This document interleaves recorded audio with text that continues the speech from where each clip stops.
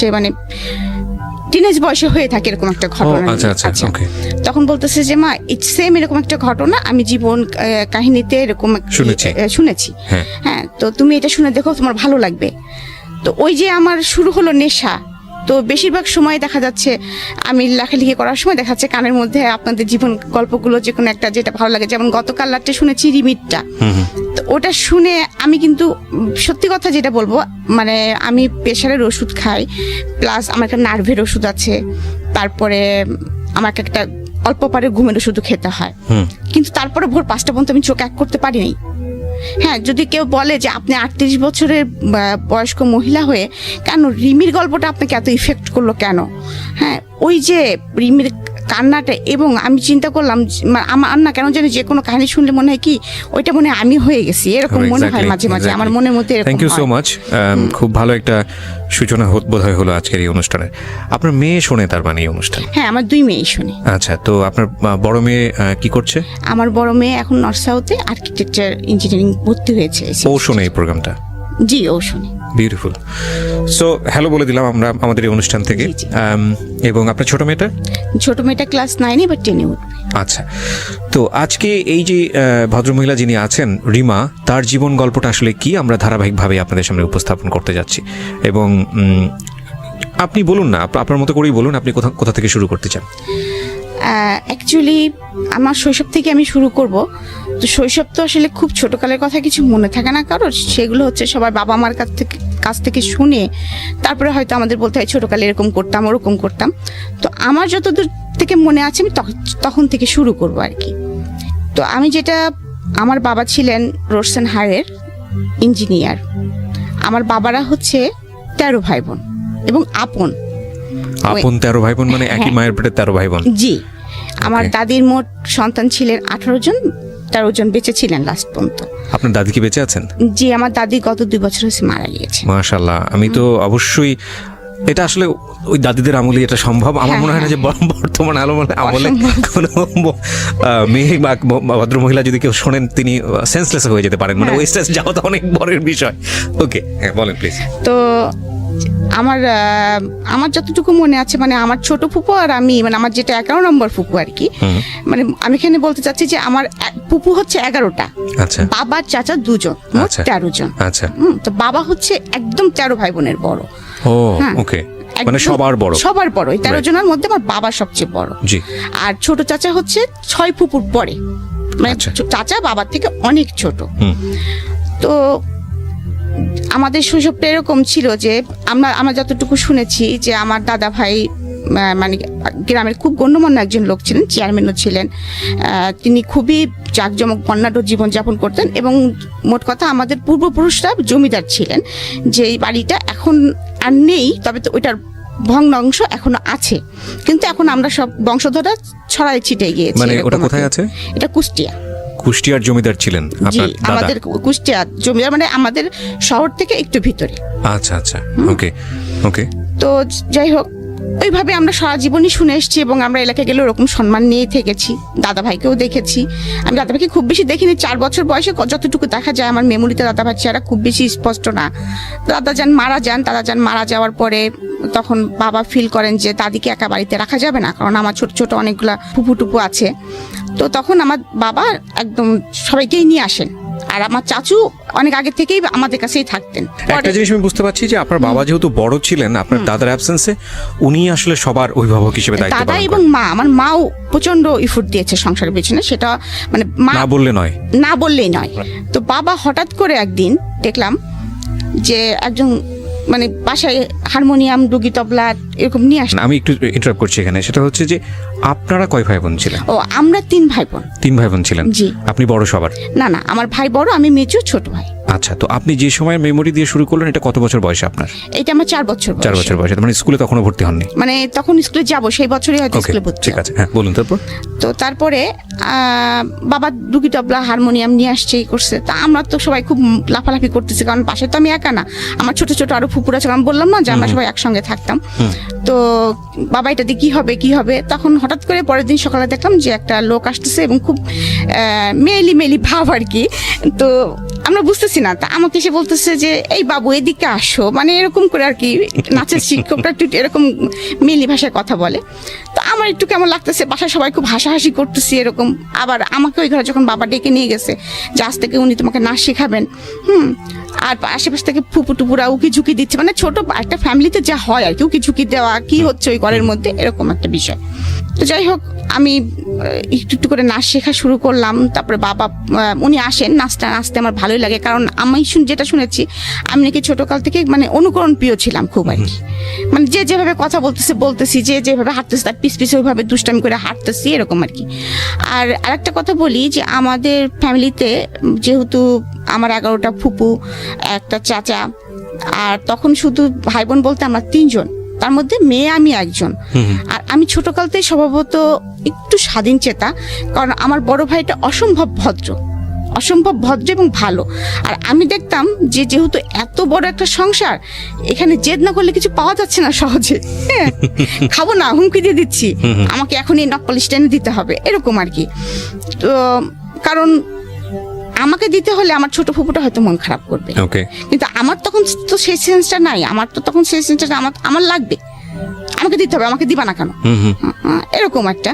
আর বাবার সঙ্গে আমার সম্পর্কটা খুব বেশি ভালো ছিল, যার জন্য ওই রাত্রে বাবা আসলে বা যখনই সুযোগ পেতাম পুটপুট করে, বাবা জানো এরকম নতুন মেকআপ বক্সটা উঠছে, বাবা জানো নতুন এই পেন্সিলটা আসছে, মানে এটা মাকে এড়ায় বাবা কাছ থেকে নেওয়া আর কি। এবং এটা যে একটা জিনিস ছিল, কিন্তু কখনোই সেই টাকাটা নিয়ে বা বাবা যদি কিনে দিত আমি একটা কিনতাম না কখনোই, কারণ ওই যে আমার ছোট ফুপুটার আমি এক বয়সের, এবং আমরা একই স্কুলে দুজনে পড়াশোনা করতাম, আচ্ছা একই সঙ্গে, এবং একটাই রিজার্ভ রিক্সা ছিল, দুজনে একটাতেই যাওয়া আসা করতাম। জি। তো নাচ শিখছি এবং নাচ শিখতে এক সময় মানে ওইটাই আমার ধ্যান এবং জ্ঞান হয়ে যায়, পড়াশোনাটার পাশাপাশি চলছে। আর সাথে আরেকটা আমার নেশা ছিল, সেটা হচ্ছে বই পড়া। আমি প্রচুর পড়তে পছন্দ করতাম। যেমন ছুটির দিনে আমি নিজে স্বাধীন ঘোষণা করে দিতাম, বাসায় বলতাম আজকে আমাকে খাওয়ার জন্য কেউ তাড়া দিবা না, আমাকে বসার জন্য কেউ তাড়া দিবা না, আমাকে ঘুমানোর জন্য কেউ তাড়া দিবা না, আমি আজকে স্বাধীন, আমি আয়ুব বাচ্চুর গান শুনবো, আমি আজকে সারাদিন গল্প মানে বই পড়বো, এরকম আমার ইচ্ছা আমি সেটা করবো। আমি স্বাধীন হয়ে গেছি মোট কথা। বিকাল হলে তো আমাকে বাসায় পাওয়া যেত না, আমি তো খেলার মাঠে পা হাত পা ছিঁড়ে নিয়ে চলেও এসছি, এরকম ডান পিটে টাইপের ছিলাম আর কি। তো আমাকে নাচ শেখাতে আমার টিচার এটা বুঝে ফেলছিলেন।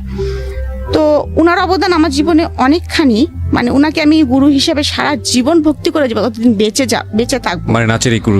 হ্যাঁ, জি। উনি আমাকে আসলেই নিজের মেয়ে বলবো না, মানে আমি তার শিষ্য হিসাবেই উনার মনে হয় সবটুকু আমার মধ্যে ঢেলে দিয়েছিলেন। যাই হোক, নাচ শিখতেছি তো এক সময় যে সে আমাকে একটা প্রতিযোগিতার কথা বলে, আমার বাবাকে শিশু প্রতিযোগিতা বলে যেটাকে। তো আমি করতাম বেসিক্যালি ক্লাসিক্যালের আবার 4টা পার্ট, তার মধ্যে হচ্ছে আমি করতাম কথক। জি।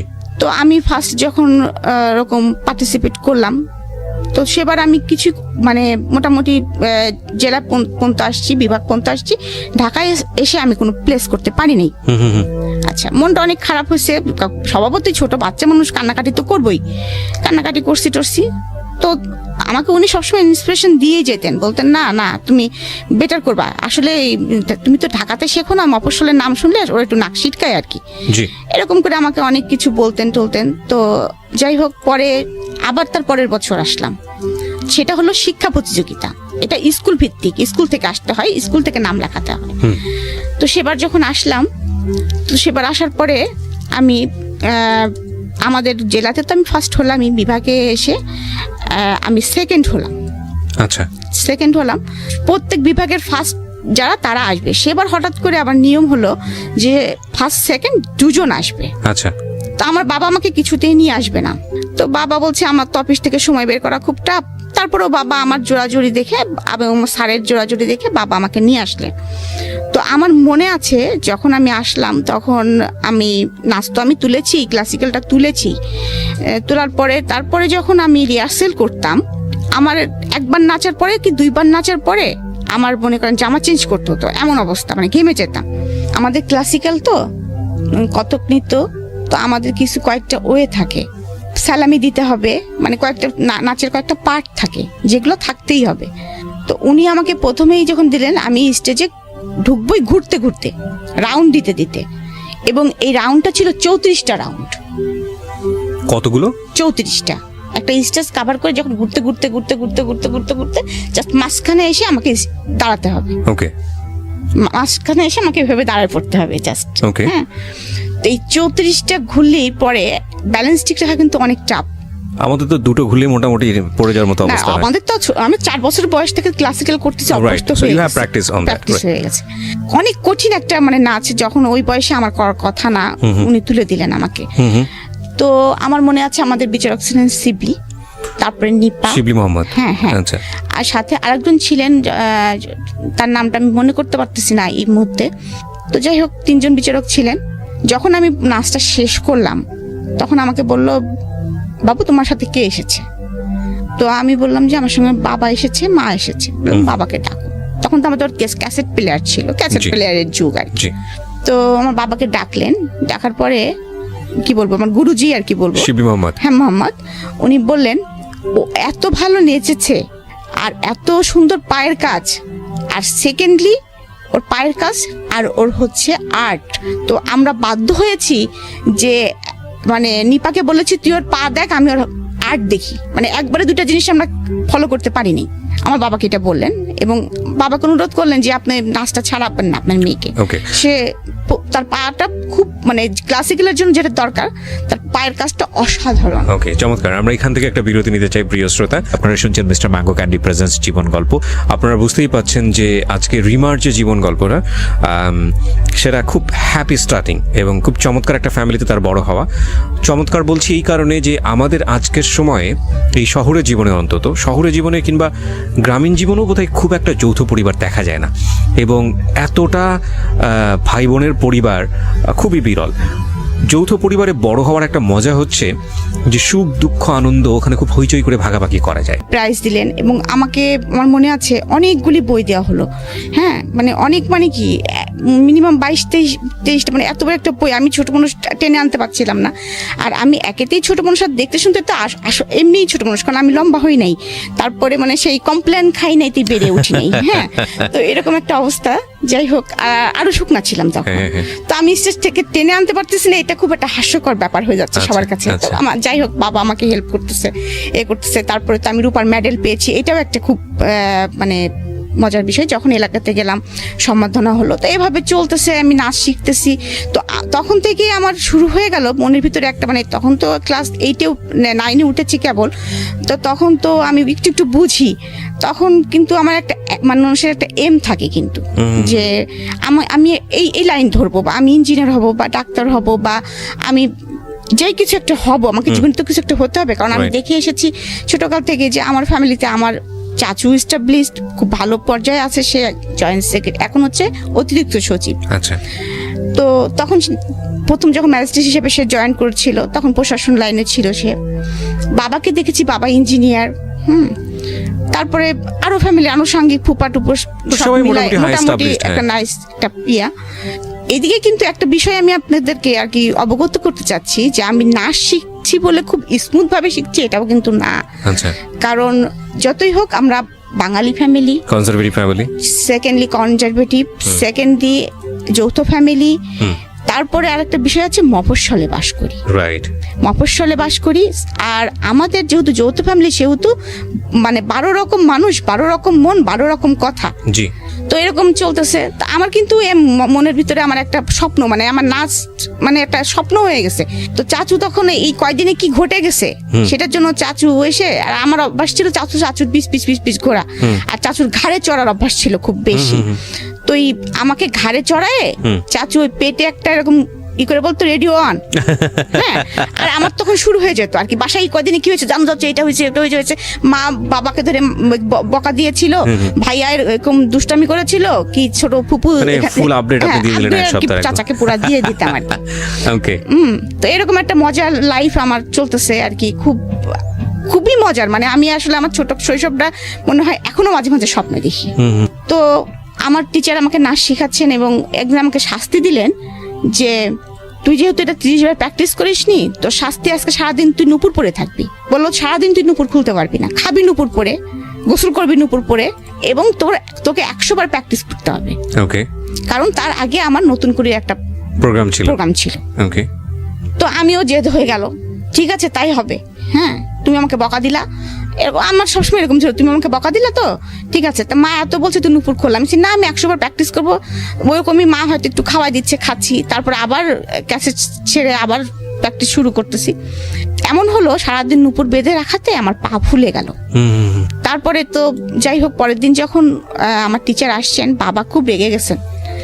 তো তুমি এটা কি করছো, আমার মেয়ের পাটা দেখছো তুমি? তা বলে কি আমি মানে উনি তো মেয়েলি ভাষায় কথা বলে, তা বলতেছে ভাইজান আমি তো বলছি কিন্তু ও যে গোসা করে সারাদিন পরে থাকবে আমি তো বুঝতে পারি নাই। তো যাই হোক, কালু মামা বলে যে নিজেই তেল গরম করে আনে, আমার মার কাছ থেকে তেল চায়, নিজে পায়ে মালিশ টালিশ করে। যাই হোক, তারপরে সেবার নতুন করে তো আমি পার্টিসিপেট করলাম এবং আমি 68 মার্ক নিয়ে সেবার আমি 3rd হলাম। আমার সঙ্গে ফার্স্ট হয়েছিলেন শাওন। শাওন মানে হুমায়ুন আহমেদের স্ত্রী শাওন, আমাদের প্রিয় শাওন। ওকে, সো বুঝতেই পারছেন যে আজকের যিনি গেস্ট তার কালচারালি মানে শৈশবে একটা শক্তিশালী ব্যাকগ্রাউন্ড আছে ইনফ্যাক্ট। হ্যাঁ বলেন প্লিজ। তো তখন থেকে আমার মনের ভিতরে ইচ্ছা যে একটার পর একটা যখন অ্যাচিভমেন্ট করতেছি আমি, যে আমার তখন থিম হয়ে গেছে যে আমি নৃত্যশিল্পী হব। আচ্ছা। এবং এটা হতে হলে কি করতে হয় সেটাও আমি জানি, যে মানে বুঝতে পারতেছি, বিভিন্ন জায়গা থেকে শুনতেছি যে ইন্টারমিডিয়েট পাস করব, আমাকে ইন্ডিয়া যে আমি একটা কোর্স করব, বা আমি রবীন্দ্র ভারতী যে ভার্সিটি আছে ওখানে আমি অ্যাডমিট হব, এরকম একটা মনের মধ্যে একটা স্বপ্ন গুছাচ্ছি। এর মধ্যে আমার বাবা ট্রান্সফার হয়ে কুষ্টিয়ায় চলে আসেন। কুষ্টিয়ায় চলে আসার পরে কিছুদিন আমরা ভাড়া বাসায় থাকি, কারণ আমরা অনেক মানুষ ছিলাম, আমাদের হতো না। তো তারপরে বাবা ওখানে আবার জায়গা কিনে, আমাদের কুষ্টিয়া যেহেতু হোম ডিস্ট্রিক্ট, তো সেখানে বাবা আবার জায়গা কিনে বাড়ি করে ফেলেন, একবারে দোতলা বাড়ি করেন। যখনই বাবা বাড়িটা করেন তখনই হচ্ছে এমন অবস্থা হয় যে আমরা তো ছিলামই, আমার ফুপু টুপু আমার দাদি ছিলামই। তো গ্রাম সাইডে যেসব ফুপুদের বাড়ি ছিল তাদের ছেলে মেয়েরাও সবাই যারা কলেজে ভর্তি হলো সবাই আমাদের বাসায় এসে উঠার পরে তখন হচ্ছে আমি ক্লাস 10-এ অলরেডি উঠে গেছি। 10-এ ওঠা মানে আমার তখন প্রায় 15 বছর বয়স, একেবারে ছোট না, মানে ছোট না বলতে কি একটু বোঝা শুরু করেছি যে আমি একেবারে ছোট না। আমাদের সিস্টেম ছিল দোতলায় আমরা মেয়েরা থাকতাম আর নিচতলায় হচ্ছে সব ছেলেরা থাকতো আর কি। তো বাসা ভর্তি যেহেতু মানুষ এইভাবে চলছে, কিন্তু এখন আমি যেটা বলবো সেটা হচ্ছে যে আমার কৈশোরে পদার্পণ যেটা বলবো আর কি, বয়সন্ধিকালে হচ্ছে যে আমি যে খুব সুন্দর, আমি যে অমক বা আমি তমক, এরকম কমপ্লিমেন্ট কখনো আমাকে ফ্যামিলি থেকে দেওয়া হয়নি কখনো। উল্টো আরো কমপ্লিমেন্ট পেতাম যে শর্ট এর কখনো বিয়েই হবে না, লম্বা হতাম না যেহেতু। আর যেহেতু ওই যে ডান পিঠের স্বভাবটা ছিল, তার জন্য আমি কিন্তু আমার গায়ের রং কিন্তু 2 ভাগ থেকে চাপা। তো স্কুলে যেতাম যখন, তখন দেখতাম যে কিছু কিছু ছেলেরা সাইকেল নিয়ে পিস যাচ্ছে, তো মজাই লাগতো আর কি, মজা লাগতো কি রে এই ছেলেটা পিস আসে কেন। আবার এমনও আছে কোনোদিন এসে হয়তো বলেও দিতাম বাসায় যে ভাই জানিস যাচ্ছিলাম আমাদের পাড়ার অমুক ছেলেকে দেখলাম, মানে ফুপাতো ভাই তো মেলাগুলায় বাসায়, আমার ভাইকেও বলতেছি, আমার ফুপাতো ভাইদেরকে বলতেছি যে তারা আবার কি করছে, দেখা যায় তাকে যে শাসায় থুয়ে আসছে, তুই আমার বোনের পিস গেছিস কেন। এটা হয়তো বা আমি জানিও না বা আমার বাবাও জানে না। তো এইভাবে চলতেছে। যাই হোক, ওই সময় আমার তখনও স্ট্যান্ড বাই 2 ফুপুর বিয়ে হয় নাই। তো আমাকে নিয়ে প্রচন্ড ঝামেলা শুরু হলো। মানে আপনার পিছে এরকম ভাবে? হ্যাঁ, আমার পিছনে এ পাড়ার ছেলে লেগে গেল, ও পাড়ার ছেলে লেগে গেল, কেউ মানে বাসায় ফোন করে, কেউ ডিস্টার্ব করে, মানে স্কুলে তো ডিস্টার্ব করে, চিঠিপত্র তো দেয়। আর আমি আবার এখানে একটা বোকামি, এখন মনে হয় যে বোকামি করেছি, যে আমি আবার তাদেরকে পিটাইতাম। মানে বললো রাস্তার মধ্যে একটা প্রস্তাব দিল, এই চিঠিটা নাও, আমি জুতা পিটা করে চলে আসছি, দেখা যাচ্ছে যে বদমাইশ তোর চিঠি নেবো কিসের জন্য। হ্যাঁ, তারপরে দেখা যাচ্ছে আবার বাসায় এসে আবার নালিশ করলাম, আমার ভাইরা যে আবার তাদেরকে পিটনে দিল, আবার এই পাড়ার ছেলে হলো ও পাড়ার ছেলের সাথে মারামারি লেগে গেল, মানে এরকম মানে সিচুয়েশনটা তৈরি হয়ে গেল। অনেক সময় ফোন করে বাবাকে হুমকি দিত যে আপনার মেয়েকে তুলে নিয়ে যাও, কি করবেন দেখি, ও যে আমাদের পিটাইলো মারাইলো, হ্যাঁ আপনার যে কাজটা করেন বাবা হয়তো জানেও না। সেকেন্ডলি আর একটা বিষয় লক্ষ্য করা গেল ফ্যামিলিতে, সেটা হচ্ছে এখন বুঝি যে আমি যেহেতু খুব আদরের ছিলাম, একটা মেয়ে ছিলাম, তো আমার বাবা চাচার মিলে আমি একটা মেয়ে, এবং এভাবে মানুষ হচ্ছে দেখে হয়তো বা আমার কিছু কিছু ফুপুদের মধ্যে গ্রো করা শুরু করলো। তাদের তো সবার ছেলে আছে, আমাদের বাসায় লেখাপড়া করে, কারোর সঙ্গে বাই চান্স যদি আমার কোনো ভাব হয়ে যায় তাহলে তো বাবা না করতে পারবে না।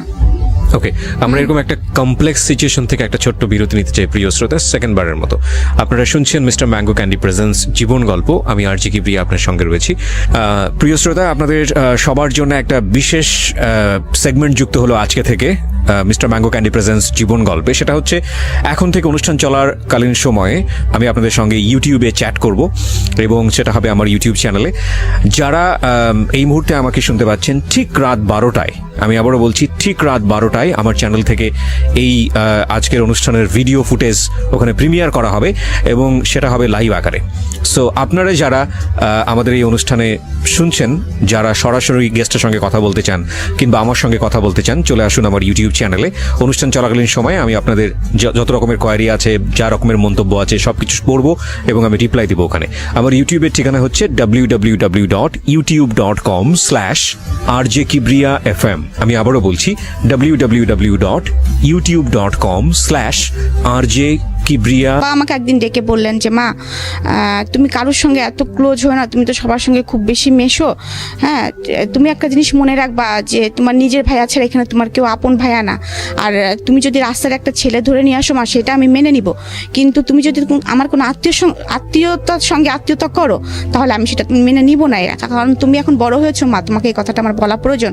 কারণ আমি জানি তুমি তোমার মার সঙ্গে, আমি মার সঙ্গে কখনোই তেমন ফিল ছিলাম না, এখন ফিল করি যে মা কি জিনিস। হ্যাঁ, তখন কিন্তু হয়েছে কি, মা তো সারাদিন কাজে ব্যস্ত থাকতো, মার কাছে বকাটাই খেতাম বেশি আর কি। ওই জন্য মাকে ভালো লাগতো না, বাবা তো আদর দিত, বাবাকেই ভালো লাগতো আর কি, যেটা স্বাভাবিক যেটা হয় আর কি। তখন মা হচ্ছে ভিলেনের রোলটা পালন করতেছে আর কি, কারণ মা শাসন করেন। হ্যাঁ, তো তখন আমি হচ্ছে এমনকি আমি রাগ হলে, মার উপরে রাগ হলে মাকে বলতাম তুমি আমার মা না, তুমি আমার খালা। এমনকি একদিন ফকির আসছে, আমার আবার খুব ফকিরের ভিক্ষা দেওয়ার স্বভাব ছিল। রাস্তায় আপনার মানে কোনো রিক্সাওয়ালাকে দেখলে, মানে একটু বুড়ো মতো রিক্সাওয়ালা দেখলে ব্যাগে যা থাকতো দিয়ে দিতাম। আচ্ছা, মানে আমার এখনো সেই স্বভাবটা আছে, যার জন্য আমি অনেক বকাও খাই, এখনো সেই স্বভাবটা আমার আছে। তো যাই হোক, এরকম একটু মায়া দয়াপূর্ণ লোক ছিল, মানুষ ছিলেন, যেমন যেদি ছিলাম অপর দিকে এই দিকটা ছিল আর কি। তো যাই হোক, তো এর মধ্যে আমার ফ্যামিলিতে খুব এটা নিয়ে খুব হইচই চলতেছে। বাবা ট্যাকেল দেওয়ার চেষ্টা করতেছে, পারতেছে না। এদিকে ফুপুরা বলে কি, আমার ছেলে তো এরকম ভালো পাস করতেছে, আমার ছেলের সাথে বিয়ে দিয়ে দাও। ও বলে যে না ঠিক আছে মিয়া ভাই, নাচটা বন্ধ করে দাও, এরকম। আবার বিভিন্ন জায়গাতে বিয়ের প্রস্তাব আসে, এদিকে আবার হুমকি আসে। ইন্ডিপেন্ডেন্ট টাইম একদিন, আমি তখন ফার্স্ট ইয়ারে পড়ি, তো আমি রিক্সায় করে আসতেছি। Honours first year? হ্যাঁ, অনার্স না, আমি ইন্টারমিডিয়েট ফার্স্ট ইয়ার। হ্যাঁ, তখন অনলি আমার 16 বছরে পা দিয়েছি আমি।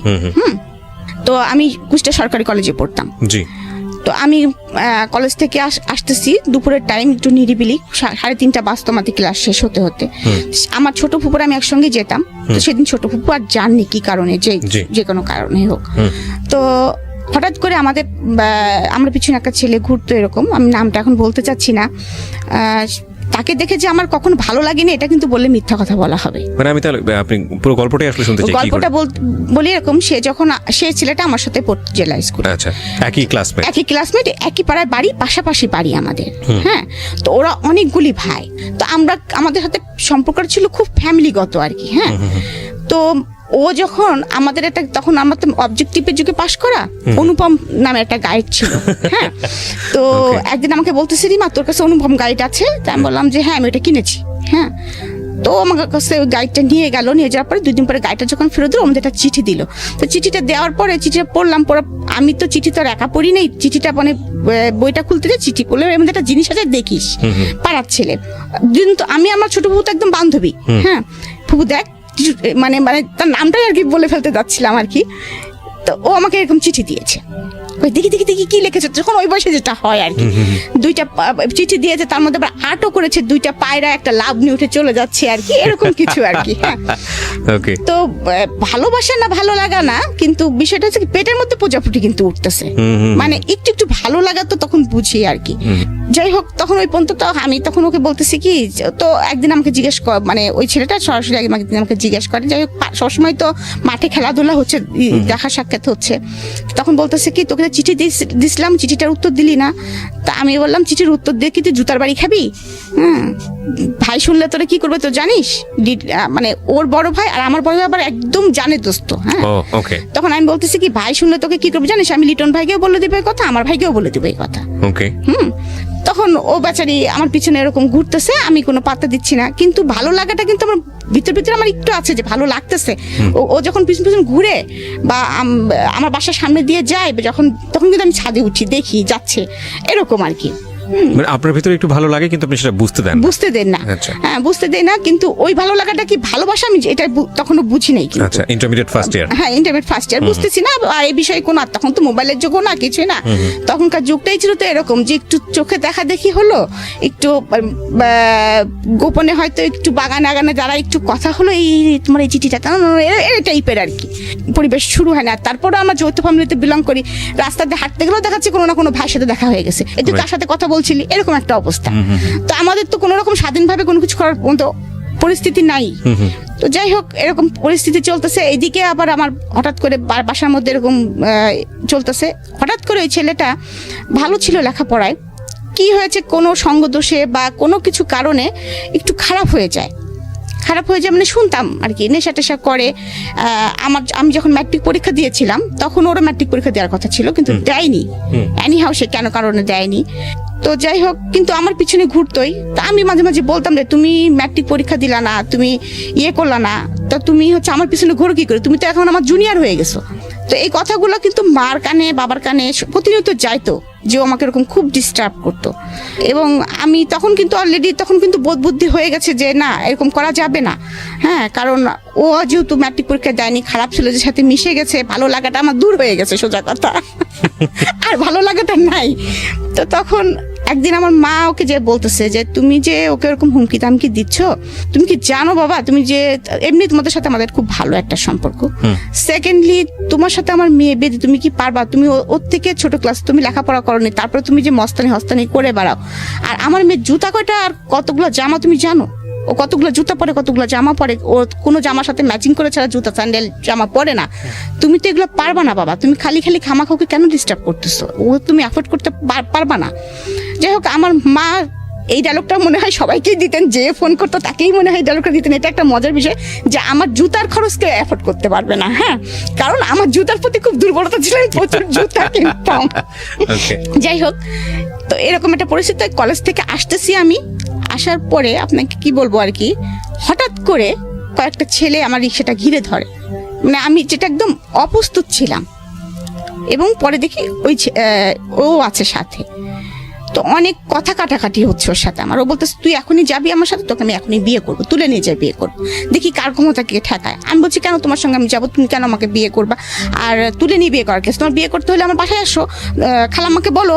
হ্যাঁ, এরকম বলতেছি যে, আর আমি তো এখন বিয়ে করবোই না, অসম্ভব, আমার সামনে ইন্টারমিডিয়েট পরীক্ষা, আমার একটা লাইফ পড়ে আছে, আমি তখন বিয়ে করবোই না, তুমি তো বললে হবে না, আর আমি তো তোমাকে কোনোদিনও বলিনি যে আমি তোমাকে ভালোবাসি বা এরকম, তুমি আমাকে বলেছো, আমি কিছুই বলিনি তোমাকে, তুমি তো আমাকে ভেবে ফোর্স করতে পারো না। ওর সঙ্গে আমার খুব মানে কথা কাটাকাটি হচ্ছে। এর মধ্যেই ও দেখি কি পিছন থেকে একটা পিস্তল বের করে ফেলছে। এখন ওইটা অরিজিনাল কি নকল আই ডোন্ট নো, আমি তখন তো চিনি না পিস্তল। ওইটা আমার সরাসরি মাথায় টাকায় বলতেছে, হয় আজকে তুই মরবি, নাহলে আমি মরবো, যে কোনো একজন মরবে। মানে সেই একদম বাংলা সিনেমা মোটামুটি আর কি, যদিও বাংলা সিনেমা, কিন্তু তবু ওইটা আমি মানে রিয়েলাইজ করতে পারতেছি যে আমি কি মুভমেন্টে আছি। যাই হোক, ওরকম যখন রাস্তার মধ্যে বিতর্কটা চলতেছে, তখন আমাদের মানে আশেপাশে যায় না কিছু ছেলে পেলে, ওরা দেখছে যে আপুর সাথে এরকম হচ্ছে। তো তারপরে এরকম ওরা আবার আমাদের বাসায় চিনতো, আমাদের বাসায় যে খবর দিয়েছে, বলছে রিমা আপুকে কতগুলো ছেলে এরকম পিস্তল ধরছে এবং তাকে কোথায় যেন নিয়ে যাচ্ছে। তো এই কথা শোনার পরে সঙ্গে সঙ্গে মা তো ভাইয়াকে বলছে, বাসায় হইচই পড়ে গেছে, বাবা বাসায় ছিলেন না। কথা প্রসঙ্গে মা কিন্তু বুঝতে পারছে এটা টিটুরি কাজ হতে পারে। তো মা সঙ্গে সঙ্গে আমার বড় ভাই এবং লিটন মানে বড় ভাই দুজনে বলছে দেখি কোথায় আছে, দাঁড়ান বাকলাম, আপনি টেনশন করেন না, ওরা এত সাহস হয়নি যে এরকম করবে। আর ও কি করেছে, আমাকে নিয়ে যে আমাদের কুষ্টিয়ার একটা বাঁধ আছে, বেরি বাঁধ, আমরা রেণুকের বাঁধ বলি, ওখানে নিয়ে যে আমাকে বসিয়ে রেখেছে যে তোকে আমাকে বিয়ে করতে হবে। তা আমি বললাম কি বাঁধের মধ্যে এসে আমি কি বিয়ে করবো নাকি, তুই আমার এখানে বসায় রাখছিস কি জন্য, হয় হ্যাঁ। তো ও বলতেছে না আমার বন্ধুরা গেছে কাজী ডাকতে, আমাকে যেখানে যেতে বলবো ওখানে যাবো, তোর সাথে আমি বিয়ে করবো আজকে। তা আমি চুপচাপ বসে আছি, হাসতেছি মনে মনে, কারণ আমি জানি যে এটা হয়তো বা কখনোই ও পারবে না, কারণ আমার বড় ভাই আছে এবং তার বড় ভাই যেটা আছে শুনলোকে মেরেই ফেলবে, যত মস্তানি হোক না কেন ফ্যামিলিকে একটু সবাই ভয় পায়। তো আমি ওই আধা ঘন্টা মতো এরকম আমাকে বসিয়ে রেখেছে, আমি বসে আছি, কলেজ ড্রেস পরাই ওরকম জামা কাপড় পরাই বসে আছি। তো এর মধ্যে তো ওর ফ্রেন্ড সার্কেল দিয়ে আমার ভাইরা বের করে ফেলেছে যে রিমাকে নিয়ে কোথায় গিয়েছে তোরা একটু আমাদেরকে বল। বড় ভাইরা বললে তো অনেক সময় ছোট ছোট ভাইরা না বলতে পারে না, তখন অনেকেই বলে যে ফ্রেন্ড সার্কেল, ওদের ফ্রেন্ড সার্কেলের মধ্যে বলছে যে হ্যাঁ এরকম একটা প্ল্যান করতেছিল, আজকে রিমাকে ধরবে যদি সুযোগ পায়, তো ওকে মনে হয় যথাসম্ভব রেণুক বাদে নিয়ে গিয়েছে, ওখানে মনে হয় বাদের মানে নদীর পাশে বসে আছে মনে হয়। হ্যাঁ, ওকে রাজি করানোর চেষ্টা চলছে। আসলে ভাই এরকম কিছু না, ও যদি চাপে পড়ে হ্যাঁ করে দেয়, মানে এরকম একটা কিছু বলছে আর কি। তো আমার ভাই এবং সেই ওর বড় ভাইও আমি দূরে থেকে দেখতেছি ওরা হেঁটে আসতেছে। তো আমি তো একদম তখন আরো রিল্যাক্স হয়ে গেছি যে ভাইরা তো আসতেছে, আর ওরা ওদের ভাইদের দেখে পিছন থেকে পিস্তল তখন আর কোনো নাই, তখন পিস্তল সহকারে যার যার মতো সে পাশে দৌড় মারছে আর কি। 2-3টা ফ্রেন্ড ছিল, সে ছিল, তখন আর তার ফুটানি শেষ। যাই হোক, তখন থেকে আমাকে নিয়ে গেল বাসায় নিয়ে যাওয়ার পরে আরো পরিস্থিতি খারাপ হয়ে গেল, বাবার মাথার মধ্যে সেটা গেঁথে গেল। হ্যাঁ, একদম গেঁথে গেল, মানে মা তো প্রচন্ড ভীতু হয়ে গেলেন, না জানি এরকম অ্যাক্সিডেন্ট আর একদিন হলে কি হবে, আজকে এই পাশের বাড়ির ছেলে করেছে, আর এক পাড়ার ছেলে করলে কি হবে, আর এক পাড়ার ছেলে কি হলে কি হবে, আমি মেয়েটাকে কিভাবে কি করবো, মান সম্মান, এইদিকে ফ্যামিলিতেও কারোর সাথে যদি আমার মেয়ের সম্পর্কে জড়া যায় তাহলেও আমার প্রবলেম। সবার কথা হচ্ছে রাজ্য সহ রাজকন্যা, আমার মেয়েটাকে কতটুকু তারা ভালো করবে আমি জানি না, হয়তো বা আমার সম্পত্তির দিকেই আসবে, এরকম বাসার মধ্যে বাবা মা খুব দ্বিধা এবং দ্বন্দ্বের মধ্যে আছেন, খুব সমস্যার মধ্যে আছেন। মানে তারা আমাকে নিয়ে, আমি এখন ফিল করি, তখন তো অত কিছু মেশরা জানতাম না যে কেন আমাকে বিয়ে দেওয়া হচ্ছে, কি বৃত্তান্ত। এর মধ্যে হঠাৎ করে আমার কলেজ থেকে দেখে আমার বাসায় বিয়ের প্রস্তাব পাঠানো হয়। তো আমার বাবা তখন খুব টেনশন করতেছেন, মা খুব টেনশন করতেছেন, এখন সলিউশন কি। এই টাইমে তোমার নাচটাও বন্ধ হয়ে গেছে, আমি কিন্তু মানসিকভাবে তখন কিন্তু খুবই মানে খারাপ পরিস্থিতির মধ্যে দিয়ে যাচ্ছি, কারণ আমাকে বাসা থেকে বেরোতে দেওয়া হচ্ছে না ওই কারণের পরে। সেকেন্ডলি আমার নাচটা বন্ধ হয়ে গেছে, যেটা আমার অ্যাম্বিশন, মোট কথা যে আমার প্রথম ভালোবাসা, my first love is my নাচ, সেটা আমার বন্ধ হয়ে গেছে, যেটা আমার ধ্যান জ্ঞান যেটাই বলেন। মানে আমার তখন মানসিক পরিস্থিতি খুব খারাপ, একটুতেই চিল্লাপাল্লা করি, বাসায় হইচই করি, মানে অনেক কিছু। তো একদিন এরকম বাবা মাও খুব চিন্তিত এরকম হঠাৎ করে। তো আমি একদিন বলতেছি কি যে বাবা, এইসব থেকে বেরোনো যায় কি করে, তুমি আমাকে অন্য কোথাও পাঠিয়ে দিতে পারো না এই শহর থেকে, আমার না ভালো লাগে না, বাসার মধ্যে বন্দি জীবন ভালো লাগে না, আমার নাচ বন্ধ হয়ে গেছে, তুমি কি পারো না আমাকে কোথাও একটু মানে নিয়ে যেতে বাবা, আমার আসলে খুব খারাপ লাগে, আমার নাচতে ইচ্ছে করে। মানে বাসার মধ্যে আমি তখনও কিন্তু নাচি, মাঝে মাঝে মন খারাপ হলে নাচি, কিন্তু আমি তো আর সেভাবে বাইরে পারফর্ম করতে পারছি না, আমি ঢাকায় আসতে পারতাম না, আমার দেখা যাচ্ছে মাসে একটা করে প্রোগ্রাম থাকো, কোনো সময় 3 মাস পরে একটা করে প্রোগ্রাম থাকতো, তো আমি তো আর ঢাকায় আসতে পারতেছি না, আমাকে বাসা থেকে বেরোতে দিচ্ছে না, এদিকে লেখাপড়াটা আমার হচ্ছে না ঠিক মতো। কি বলবো, তখন অনেকটাই মানসিক অবস্থা এমন ভেঙে গেছে, মানে আমি বলতে পারবো না, মানে আপনাদেরকে বোঝাতে পারবো না যে আমি মানে একটা মানে হিংস্র মানুষ থাকে না, মানুষ পাগল মানুষ থাকে না, কিছু খাওয়া নেই দাওয়া নেই, খাচ্ছি না দাচ্ছি না, কেউ কিছু বললেই ছুঁড়ে মারতেছি। এমন হয়েছে যে আমার হাতে এই যে কাটা আছে, ব্লেড দিয়ে হাতও কেটে ফেলছি। বাবাও আসলে পারতেছে না কিছু করতে, বাবাও অনেক সময় কান্না করতেছে, মাও কান্না করতেছে, এরকম পরিস্থিতি বাসায়। তো এর মধ্যে কলেজে একদিন আস্তে আস্তে একটু হওয়ার পরে তো আমার ভাইরা আমাকে সাথে করে নিয়ে যেত আর সাথে করে নিয়ে আসতো, যে কোনো একজন ভাই আমার সঙ্গে থাকতো। প্রিয় শ্রোতা, আমরা এই জায়গাটা একটা বিরতি নেব। চিন্তা করে দেখুন, একটা মেয়ে আমাদের সমাজে বড় হচ্ছে, সে যে শ্রেণীরই হোক না কেন, উনি যেই সোসাইটিতে বিলং করতেন, ওনার যে সার্কামস্ট্যান্সেস, যৌথ পরিবার, এবং যৌথ পরিবারের এরকম একটা মেয়ের দিকে এভাবে হাত বাড়ানো, এটা রিয়েলি টাফ। এবং খুব স্বাভাবিকভাবেই তার ব্যাকআপটা অনেক শক্তিশালী। তার বাবা রোডসান হাইওয়েতে, তার এক চাচা সেই মুহূর্তে government officer, first class gazetted officer, সুতরাং সেই দিক থেকে কিন্তু তার একটা অনেক বড় ব্যাকআপ আছে। এবং তার যে কালচারাল ব্যাকগ্রাউন্ড, সেখানেও সে অত্যন্ত মানসিকভাবে শক্তিশালী একজন মেয়ে হিসেবে বড় হয়ে উঠছে। কিন্তু তারপরেও আমরা আমাদের সামাজিকতার কথা চিন্তা করে একটা পরিবার যখন এই ধরনের একটা ঘটনা ঘটে, কতটা ইনসিকিউর মনে করি এরকম একটা ঘটনাকে। এবং দেখুন যে প্রাণোচ্ছল একটা রিমাকে আমরা পেলাম শৈশবে, কিশোর জীবনের শুরুতে একেবারে বয়ঃসন্ধিকালের সেই সময়টাতে এসে কিন্তু একটা ভয়ানক রকমভাবে ওকে একটা কনজারভেটিভ এনভায়রনমেন্টে বন্ধ করে ফেলার চেষ্টা করা হচ্ছে। এবং ওখানে উনি বলছিল যে আমার দোষটা আসলে কি, আমি তো কাউকে বলিনি যে আমাকে তুলে নিয়ে যাও, বা আমি তো কাউকে বলিনি যে, বা আমি তাকে লাভও করি না সেই অর্থে। তো সেই জায়গাটা থেকে এরকম একটা কমপ্লেক্সিটি তার লাইফে চলে আসলো। তার স্বপ্নের জায়গাটা, তার যে নাচ, সেটা বন্ধ করে দেওয়া হয়েছে এবং অন্যরকম একটা এনভায়রনমেন্টের মধ্যে তাকে ফেলে দেওয়া হয়েছে। এখান থেকে জীবনটা কোথায় যাবে সামনের দিকে, সেটা আমরা দেখব ছোট্ট একটা বিরতির পর। আপনাদেরকে মনে করিয়ে দিচ্ছি, আপনারা শুনছেন মিস্টার ম্যাঙ্গো ক্যান্ডি প্রেজেন্স জীবন গল্প। আমি আরজি কিবরিয়া আপনার সঙ্গে রয়েছি। এবং প্রিয় শ্রোতা, আপনাদের সবার জন্য একটা বিশেষ সেগমেন্ট যুক্ত হলো আজকে থেকে মিস্টার ম্যাঙ্গো ক্যান্ডি প্রেজেন্স জীবন গল্পে। সেটা হচ্ছে এখন থেকে অনুষ্ঠান চলার কালীন সময়ে আমি আপনাদের সঙ্গে ইউটিউবে চ্যাট করব, এবং সেটা হবে আমার ইউটিউব চ্যানেলে।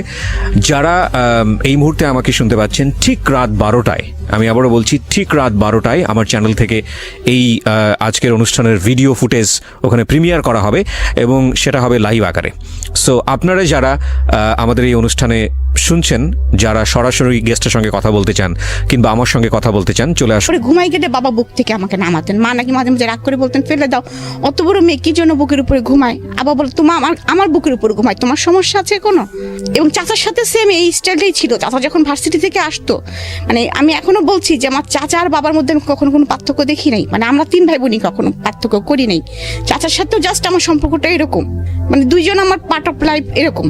তো আমার তখন এমন কিন্তু একটু মনের ভিতরে হয়েছে যে আমার চাচা কি পারে না, চাচু কি পারে না আমাকে এখান থেকে বের করে নিয়ে যেতে। চাচুর পোস্টিং ছিল তখন কুমিল্লাতে। ইভেন আমি চাচুকে বলেছি, চাচু তুমি আমাকে নিয়ে যেতে পারো না, তোমার ওখানে গেলেও তো আমার ঝামেলা হয় না, তুমি তো একটা ভালো ইসের মধ্যে বিলং করো, আমাকে তো কেউ ডিস্টার্ব করতে পারে না, আমি তো নাচটা কন্টিনিউ করতে পারি। কুমিল্লা থেকে ঢাকা তো অনেক কাছে। জানি না কি অজানা কারণে আমার চাচু করে রেসপন্স করে নাই, মন খারাপ করছে, কাঁদছে, মা তুমি পড়াশোনা করো, মন খারাপ করো না, এরকম অনেক কথাই বলেছে। কিন্তু আমার মামারা, আমার আবার 2 মামা আর আমার মা একা, আমার মা বড়। আমরা আবার ছোটকাল থেকে দেখেছি বাবা মানে আমাদের ফ্যামিলি আর মামাদের ফ্যামিলি মনে হয়েছে এক। আমরা মানে অনেক বড় হওয়ার পরে বুঝছি যে মামার ফ্যামিলি আর চাচাদের ফ্যামিলি আলাদা, মানে এটা হয় আর কি। আমরা মনে করতাম যে একই। তো এরকম একটা পরিস্থিতিতে যাচ্ছে, কিন্তু মামারা কিন্তু চায়নি যে, বড় মামা কিন্তু বলেছে যে বউ তুমি যদি না পারো মেয়ে আমার কাছে দিয়ে দাও, কারণ আমার বড় মামা তখন খুলনাতে থাকতেন। এরকম পরিস্থিতি চলতেছে, কিন্তু বাবা আমাকে কারো কাছে দিতে রাজি না, কারণ আমার মানসিক অবস্থা তখন যেরকম, কারণ আমার এই মানসিক অবস্থাটা তখন অনেকে হয়তো টেক কেয়ার করতে পারবে কিনা, কখন কি অ্যাক্সিডেন্ট করে ফেলি, মানে এটা আমার বাবা বুঝতে পারতেছে না। তো এর মাঝে আমি অ্যাক্সিডেন্ট একটা করিও, সেটা হচ্ছে, তো আমার মনে আছে আমার কাছে 700 টাকা ছিল। আমার কাছে সবসময় টাকা পয়সা থাকতো আর কি, এটা একটা বিষয় ছিল তখনকার সময়। 700 টাকা মানে বেশ কিছু টাকা আর কি। তো আমার কাছে 700 টাকা আছে, আমার পরা আছে একটা লং স্কার্ট আর একটা টি শার্ট, রাত্রে যেটা আমি পরে ঘুমাই। ঘুম থেকে উঠে তখনও বাসায় কেউ কেউ উঠেছে, কেউ কেউ ওঠেনি। তো আমাদের বাসার নিচে একজন দারোয়ান থাকতেন এবং একজন নাইট গার্ড থাকতেন। তা আমি আমাদের আবার বাসাটা অনেক পিছনে, সামনে অনেক বড় লবি এবং সামনে খুব বড় একটা গেট, ওইটা পার হয়ে তারপরে যেতে হয় রাস্তায় আর কি। কাউকে কিছু বলতেছি না, আমি একাই সকালবেলা ঘুম থেকে উঠে ওই 700 টাকা হাতের মধ্যে নিয়েছি, কোনো পার্সও না, এবং ওই নাইট ড্রেস পরার মতো অবস্থায় আছি। ওই অবস্থায় আমি সোজা হাঁটা ধরছি, কোথায় যাব আমি নিজেও জানি না। আমার মনে হয়েছে আমার একটু বুক ভরে নিঃশ্বাস নিতে হবে, আমাকে একটু বাঁচতে হবে, আমার ভালো লাগছে না, আমি কোথায় যাব নিজেও বুঝতেছি না। কিন্তু কারণ আমার তো তেমন কেউ নাইও, আমার কারোর সাথে তেমন কোনো ফ্রেন্ডশিপ নেই, বা মানে ফ্রেন্ডশিপ আছে কিন্তু এরকম আস্থা করা যায় এরকম কাউকে সেরকম কেউ নাই। যারা আছে সবাই ফ্যামিলি মেম্বার, আমার ফুপু, আমার ভাইরা, এরকম ফ্যামিলির ভিতরে আমাদের যত মেশা। বান্ধবী কিছু আছে, তাদের বাসায় যাইটাই, কিন্তু তাদের কথা তখন মাথায় আসে নাই আর কি। আমার মনে হয়েছে কি যে ঢাকায় আমি নাচি না, আমি ওখানে গেলেই মনে হয় কিছু একটা করতে পারবো, এই চিন্তা করে বাস স্ট্যান্ডে চলে গেছি। বাস স্ট্যান্ডে চলে যাওয়ার পরে আমি ওখান থেকে একটা বাসে উঠে পড়ছি, যে বাসটা ঢাকায় যায় এটা শুনছি আমি। তো আমার তো রাত্রেও মনে হয় আমি কিছু খেয়েছিলাম না, সকালেও আমার খাওয়া দাওয়া কিছু নাই। আর তখন তো বাসে আসতে অনেক মানে হাঙ্গামা হতো আর কি, মানে ওই ফেরি পার্কটার অনেক ঝামেলা। তা আমার পাশে যে লোকটা বসে আছে, আমি কিন্তু কয়েকবার বমি করেছি এর মাঝে, বাসের মধ্যে কয়েকবার বমি করেছি, উনি আমাকে পলিথিন কিনে দেন। আমার কিন্তু অত কিছু মনে নেই। তারপর ঢাকা গাবতলীতে যখন এসে থামছি, তখন কিন্তু আমার মনে হচ্ছে যে আমি কোথায় যাব, ঢাকাও তো কাউকে চিনি না, যাব কোথায়। হঠাৎ করে আমার মনে হলো যে আমি যখন ঢাকায় যে প্রতিযোগিতাগুলো করতে আসতাম, তখন আমি যে মামার বাড়িতে উঠতাম, তার বাসা হচ্ছে গ্রিন রোডে ছিল। আমি একটা সিএনজিকে জিজ্ঞেস করতেছি, আপনি কি গ্রিন রোডে যাবেন? তো বলছে যে হ্যাঁ যাবো। তো উনি আমাকে যে ভাড়াটা চায় আমি সে ভাড়াতেই উঠে পড়ি, এবং মানে ওনার বাসায় একদম রাস্তার সাথে, গ্রিন রোডের রাস্তার সাথে ছিল, এবং 7 নম্বর রোড, এটা আমার মনে আছে। আমি বলেছিলাম 7 নম্বর রোড। নিয়ে আসার সঙ্গে সঙ্গে আমি বুঝতে পারি যে এটা আমার মামার বাসা, মানে ওখানে অনেকগুলো ফ্ল্যাট, মামার ফ্ল্যাটটা চিনতে পারি। মামার বাসায় যাই, মামি আমাকে দেখে তো একদম হতভম্ব, যে কল্পনাই করতে পারে নাই আমি কোথা থেকে আসবো, একা আসছিস কি ব্যাপার। তো হয়তো বা তারা বড় মানুষ, বুদ্ধিমান মানুষ, হয়তো বা আমার বাবাকে জানিয়েছে এমন কিছু হয়েছে, বা বাবাও বলেছে যে এরকম অবস্থার মধ্যে যাচ্ছে। তো ওখানে একদিন আমি ছিলাম, তারপরে বাবা আবার আমাকে চলে আসে, বাবা আমার সঙ্গে সঙ্গে গাড়িতে করে চলে আসে, এসে আমাকে আবার নিয়ে যায়। নিয়ে যাওয়ার পরে তখন আবার মনে হলো যে আবার কেমন যেন একটা, মানে ওইটাও একটা ভুল করতে যাচ্ছিলাম, যে আমি হারাই যেতাম। তখন মনে হলো আমি বাবা আমাকে ধরে খুব কাঁদছে, তুমি এইভাবে বাসা থেকে কেন বেরোইছো? হ্যাঁ, তোমার যদি একটা অ্যাক্সিডেন্ট হতো, রাস্তার মধ্যে কোনো অঘটন ঘটতে পারতো, তুমি চেনো না, কিছু না, তুমি কেন বেরোইছো? তাহলে তোমাকে তো আমরা কোনোদিনও পেতাম না, তুমি কোথায় যেতা? আমারও তখন আমার মনে হয়েছে, তাই তো আমি কোথায় যেতাম? তখন আমি বলছি, বাবা তুমি একটা কাজ করো, আমি কি বিয়ে দিলে স্বাধীন হব? সবাই তো দেখি বিয়ে দিলে আর কেউ কিছু, কারোর কিছু হয় না, কাউকে কিছু বলে না, অনেক স্বাধীনতা এসে যায়। তো আমি কি বিয়ে, আমাকে তাহলে বিয়ে দিয়ে দাও বাবা। মানে আপনি নিজেই বললেন? নিজেই বলতেছি। আচ্ছা। হ্যাঁ, বাবা বলতেছে যে তোমাকে বিয়ে দিয়ে দিব, তোমার বড় বড় 2টা ফুপু আছে, তাছাড়াও মানে বাবা একটু দ্বিধা করতেছে, আবার চিন্তা করতেছে না এটাই হয়তো ওর জন্য রাইট, এমন কারণ বাসা থেকে বেরোতে পারছি না। আবার এমনও কথা হচ্ছে যে মেয়ে বিয়ে দিলে একদিনও শ্বশুর বাড়ি যে ভাত খেতে পারবে না, যে মেয়ে কিছু করেই না। তো তার মধ্যে হঠাৎ করে এরকম একটা বিয়ের প্রস্তাব আসে হঠাৎ করে, এবং বাবাও হঠাৎ করে দেখে যে ছেলেটা অনেক ভালো, খোঁজখবর নিয়ে দেখে, এবং তাদের যে কলিগ লাইফ ছিল, সবাই অনেকে বলছে যে 5 ওয়াক্ত নামাজ কালাম পড়ে, এবং খুবই ভদ্র ছেলে, এক বাপের একটা ছেলে, ওরা 5 বোন, এবং ওর বাবা এখনো চাকরি করে, কুষ্টি শহরে 4 তলা বাড়ি আছে ওদের। যদি কাশিম সাহেব আমার মেয়ে থাকতো, তাহলে আমি এই ছেলেকে সাথে বিয়ে দিয়ে দিতাম, এরকম মানে তার সম্বন্ধে এরকম গুড সংবাদ পায় বাবা সবসময়। আর আমি সবসময় বাবাকে ছোটকাল থেকে কেন জানি বলতাম, বাবা আমাকে আর্মি পার্সনের সাথে বিয়ে দিও, কারণ আমি যে শর্ট ছিলাম, মনে ওদের একটা কষ্ট ছিল আর কি, মানে সেই জন্য বলতাম কি, বাবা আর্মি ছেলেরা তো অনেক লম্বা হয়, আমাকে লম্বা ছেলের সাথে বিয়ে দিবা। এই ছেলেটা আবার অনেক লম্বা, 5 ফিট 11। তো ওইভাবেও কিন্তু আসলে মানে আমার বিয়ে হয়ে যাচ্ছে, আমি বুঝতে পারতেছি না। তো আমার মনে নেই সঠিক কারা কারা দেখতে আসছিল আমাকে। তো আমি সেদিন মনে হলো কি যে আমি একটু স্বাধীন, কারণ স্বাধীন মনে হলো কি যে অনেকদিন বাইরে যাইনি, অনেকদিন সাজিনি। আমি আবার সাজতে গুজতে খুবই পছন্দ করতাম। আমার চুলগুলো ছিল অনেক লম্বা লম্বা, এবং খুব সুন্দর চুল ছিল আমার মাথায়। তো আমি মাকে বলছি, মা দেখতে আসলে কি শাড়ি পরা যায়? তো মা বলছে হ্যাঁ যাই। তো আমি বোকার মতো মার শাড়ি বাছতেছি, কোন শাড়িটা পরবো। হ্যাঁ, মানে আমি সেদিন অনেক মানে আনন্দ পাচ্ছি, কেন জানি মনে হচ্ছে যে আমি জীবনে একটা স্বাধীন জীবন যাপন করতে চাচ্ছি। হ্যাঁ, যাচ্ছি এরকম। তো আমি মার একটা শাড়ি পছন্দ করেছি, মানে সেজেছি। বাবাকে বলেছি, বাবা তুমি নাস্তা কিনতে যাচ্ছ, আমার জন্য পেস্ট্রি নিয়ে এসো। আমি আবার পেস্ট্রি খেতে খুব পছন্দ করতাম। আমার জন্য গোলাপ ফুল নিয়ে এসো, আমি কিন্তু মাথায় গোলাপ পরবো, এরকম। তো যাই হোক, তারা আমাকে দেখতে আসছে। আমাদের ড্রয়িং রুমটা ছিল নিচে, আমরা দোতলার থেকে আমাকে নিচে নামায় নিয়ে আসছে। ওরা আমাকে বিভিন্ন প্রশ্ন করতেছে। দু একটা প্রশ্নের মধ্যে যেমন নামাজ পড়তে পারি কিনা, তারপরে কোরআন শরীফ পড়েছি কিনা, তারপরে কিসে পড়ি, কোন সাবজেক্টে পড়ি। এর মধ্যে আর একটা ছিল যে তখন একটা নাটক হচ্ছিল, হেলাল নামের একটা চরিত্র ছিল আমাদের মধ্যে, ইন্দ্রধরক মিলনের মানে একটা নাটক হচ্ছিল টিভিতে। হেলাল নামের কাউকে চেনেন কিনা, এই নাটকটা আপনি দেখেন কিনা? হ্যাঁ হ্যাঁ হ্যাঁ, সম্ভবত রূপকথা। হ্যাঁ, তখন বলছি নাটকটা হচ্ছে, তখন তোমাদের বিটিভি চলতো, এবং তখন ওই নাটকগুলো আমরা খুব আগ্রহ সহকারে দেখতাম। তো আমি তখনও জানি না আমার হাজবেন্ডের নাম হেলাল, এই জন্য আমাকে প্রশ্ন করতেছে। হ্যাঁ, তখন বলতেছে হেলালের চরিত্রটা আপনার কাছে কেমন লাগে? কিন্তু ওখানে তো খালেদ খান তো ওখানে ভিলেন পুরা। হ্যাঁ, আমি তো বেটা তো বদমাইশের লাঠি, মানে আমি তো সবসময় স্টেট কাট কথা বলি, আমি সরাসরি বলতেছি বেটা তো বদমাইশের লাঠি। হ্যাঁ, এরকম বলতেছি আর কি। তোরা আবার এটা নিয়ে খুব হাসাহাসি করছে আর কি। যাই হোক, তারপরে আমাকে আমার হাজবেন্ড ঠিকানা লিখতে দিয়েছে। হ্যাঁ, ঠিকানা লিখতে দিয়েছে যে আমরা তোমার বাসার ঠিকানা লেখো। আমি এবার ঠিকানা লিখতে যে কুষ্টিয়া বানানটা এস এর ঘুল্লিটা কিভাবে দেয়, মানে একটু হলেও তো ভয় পাচ্ছি, ভুলে গেছি। হ্যাঁ, আমি আমার ফুফাতো ভাই সামনে দাঁড়ায় আছে, জিজ্ঞেস করছি এস কেমন করে লেখে রে? ওদের সামনে জিজ্ঞাসা করতেছি, হ্যাঁ। তো ও আবার হেসে ফেলছে, বলছে তুই এস লিখতে পারছিস না। যাই হোক, এই পার্টটা চলে গেল এবং ওরা আমাকে দেখে আমাকে কিছু টাকা, একটা খাম দিল হাতে ধরায়। তো যখন আমি দোতলা সিঁড়ি নিচতলা থেকে, তো বললো তুমি এখন যাও, তোমার সাথে পরে আবার কথা হবে। বাবা বললো মা তুমি উপরে চলে যাও। তা আমি উপরে চলে যাচ্ছি আর ওই টাকাটা গুনতেছি আর হাসতেছি, দেখতেছি যে ওখানে 2000 টাকা না এরকম সামথিং কিছু, এবং বলতেছি আমার ছোট ফুপু আমার সাথে আছে। আমি বলছি দেখ ফুপু, কালকে যাই একটা জিন্সের প্যান্ট কিনবো, একদম ঝাঁকানাকা একটা ব্লু প্যান্ট দেখে আসছি, ওইটা আমি কিনবই। এরকম আমার যে বিয়ে হয়ে যাচ্ছে আমি এটা বুঝতে পারতেছি না। আমার মা একটা সাদা পাঞ্জাবির উপরে ফেব্রিক্স করে আমাকে যে পাঞ্জাবিটা বানাই দিয়েছে না, ওইটার সাথে আমি ব্লু প্যান্ট দিয়ে পরবো, মানে এরকম করে বলতেছি। খুব খুশি হয়েছে টাকাগুলো হাতে পেয়ে। এরকম 2-3 দিন যাওয়ার পরে আবার শুনি আমাকে দেখতে আসবে। এবার কারা আসবে? এবার মুরব্বী মহলরা আসবে। আচ্ছা, ওই হেলাল সাহেবের মুরব্বী যারা ছিলেন, হ্যাঁ, আমার মানে শ্বশুর আসবেন, শাশুড়ি আসবেন, তা আরো খালা শ্বশুর টশুর তারা আছেন, তারা আসবেন এবং তারা পাকা কথা বলবেন। এটা তো আর আমাকে বলা হয় না, আমাকে বলছে দেখতে আসবেন। আমি বলছি বাবা বারবার আমার যেতে ভালো লাগছে না, এদিন কি শাড়ি পরতে হবে? বাবা বলছি ইচ্ছে হলে পরো, না হলে না পরো। তো সেদিনও শাড়ি পরলাম, কিন্তু সেদিন আমি কেন জানি ভয় পাচ্ছিলাম।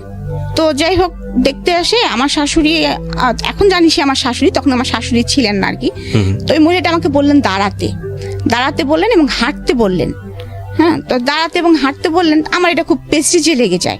এবং আমার ছোট ননদ ছিল সাথে, ছোট ননদ মানে এখন সে ছোট ননদ, একটা মেয়ে ছিল আর কি সাথে, অল্প বয়স্ক। ওর সঙ্গে দেখলাম যে আমাকে মাপ দেওয়া হচ্ছে, কারণ তাদের ছেলে লম্বা, আমি শর্ট, ওরা তো প্রথমে এসে দেখে গেছে এটা। যখনই আমাকে মাপ দেওয়া হচ্ছে, আর আমার তো শর্ট নিয়ে আমার একটু প্রবলেম ছিলই, মানে মনের ভিতরে যে আমি একটু ছোট ছিলামই, আমি হাউমাউ করে ওখানে কান্না করে দিছি যখন, তখন আমার বাবা আসেনি, মা তখন ওখানে ছিলেন। মেয়েরা যেহেতু উপরে বসছে আর বাবা হচ্ছে ছেলেদের নিয়ে নিচে বসছে আর কি। পরে মা কিভাবে পরে আমাকে বলছে মা তুমি ঘরে চলে যাও। আমি ঘরে চলে গেছি। তখন মা মনে হয় বাবাকে কিছুটা হলো বলেছে। তা আমার বাবা নিজ থেকেই ওনাদেরকে তখন বলেছে আমার মেয়ে আমি বিয়ে দিব না। তখন আমার শ্বশুর নাকি জিজ্ঞেস করেছে যে কেন দিবেন না? আমরা তো দেখলামই না, মামনির মুখটা তো আমাদেরকে দেখালেন না, মেয়েরা উপর থেকে দেখেছে, ছেলেদের সামনে, তখন আমার শ্বশুরদের সামনে আমি যাইনি। তখন বলতেছে যে না আমার মেয়ে, বাবার এটা শুনে মন খারাপ হয়েছে যে আমাকে মাপ দিয়েছে ওরা।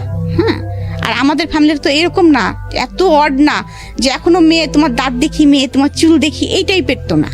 হ্যাঁ, বাবার এটা অবশ্যই প্রেস্টিজে লেগেছে। তো বাবা বলছে আমার মেয়ে আমি এখানে বিয়ে দিব না, এখানে বিয়ে দিব না বলছে, আসলে আমি মেয়ে না এখন বিয়ে দিতে চাচ্ছি না, মানে কায়দা করে যা বলার হয়তো বাবা বলেছে এরকম।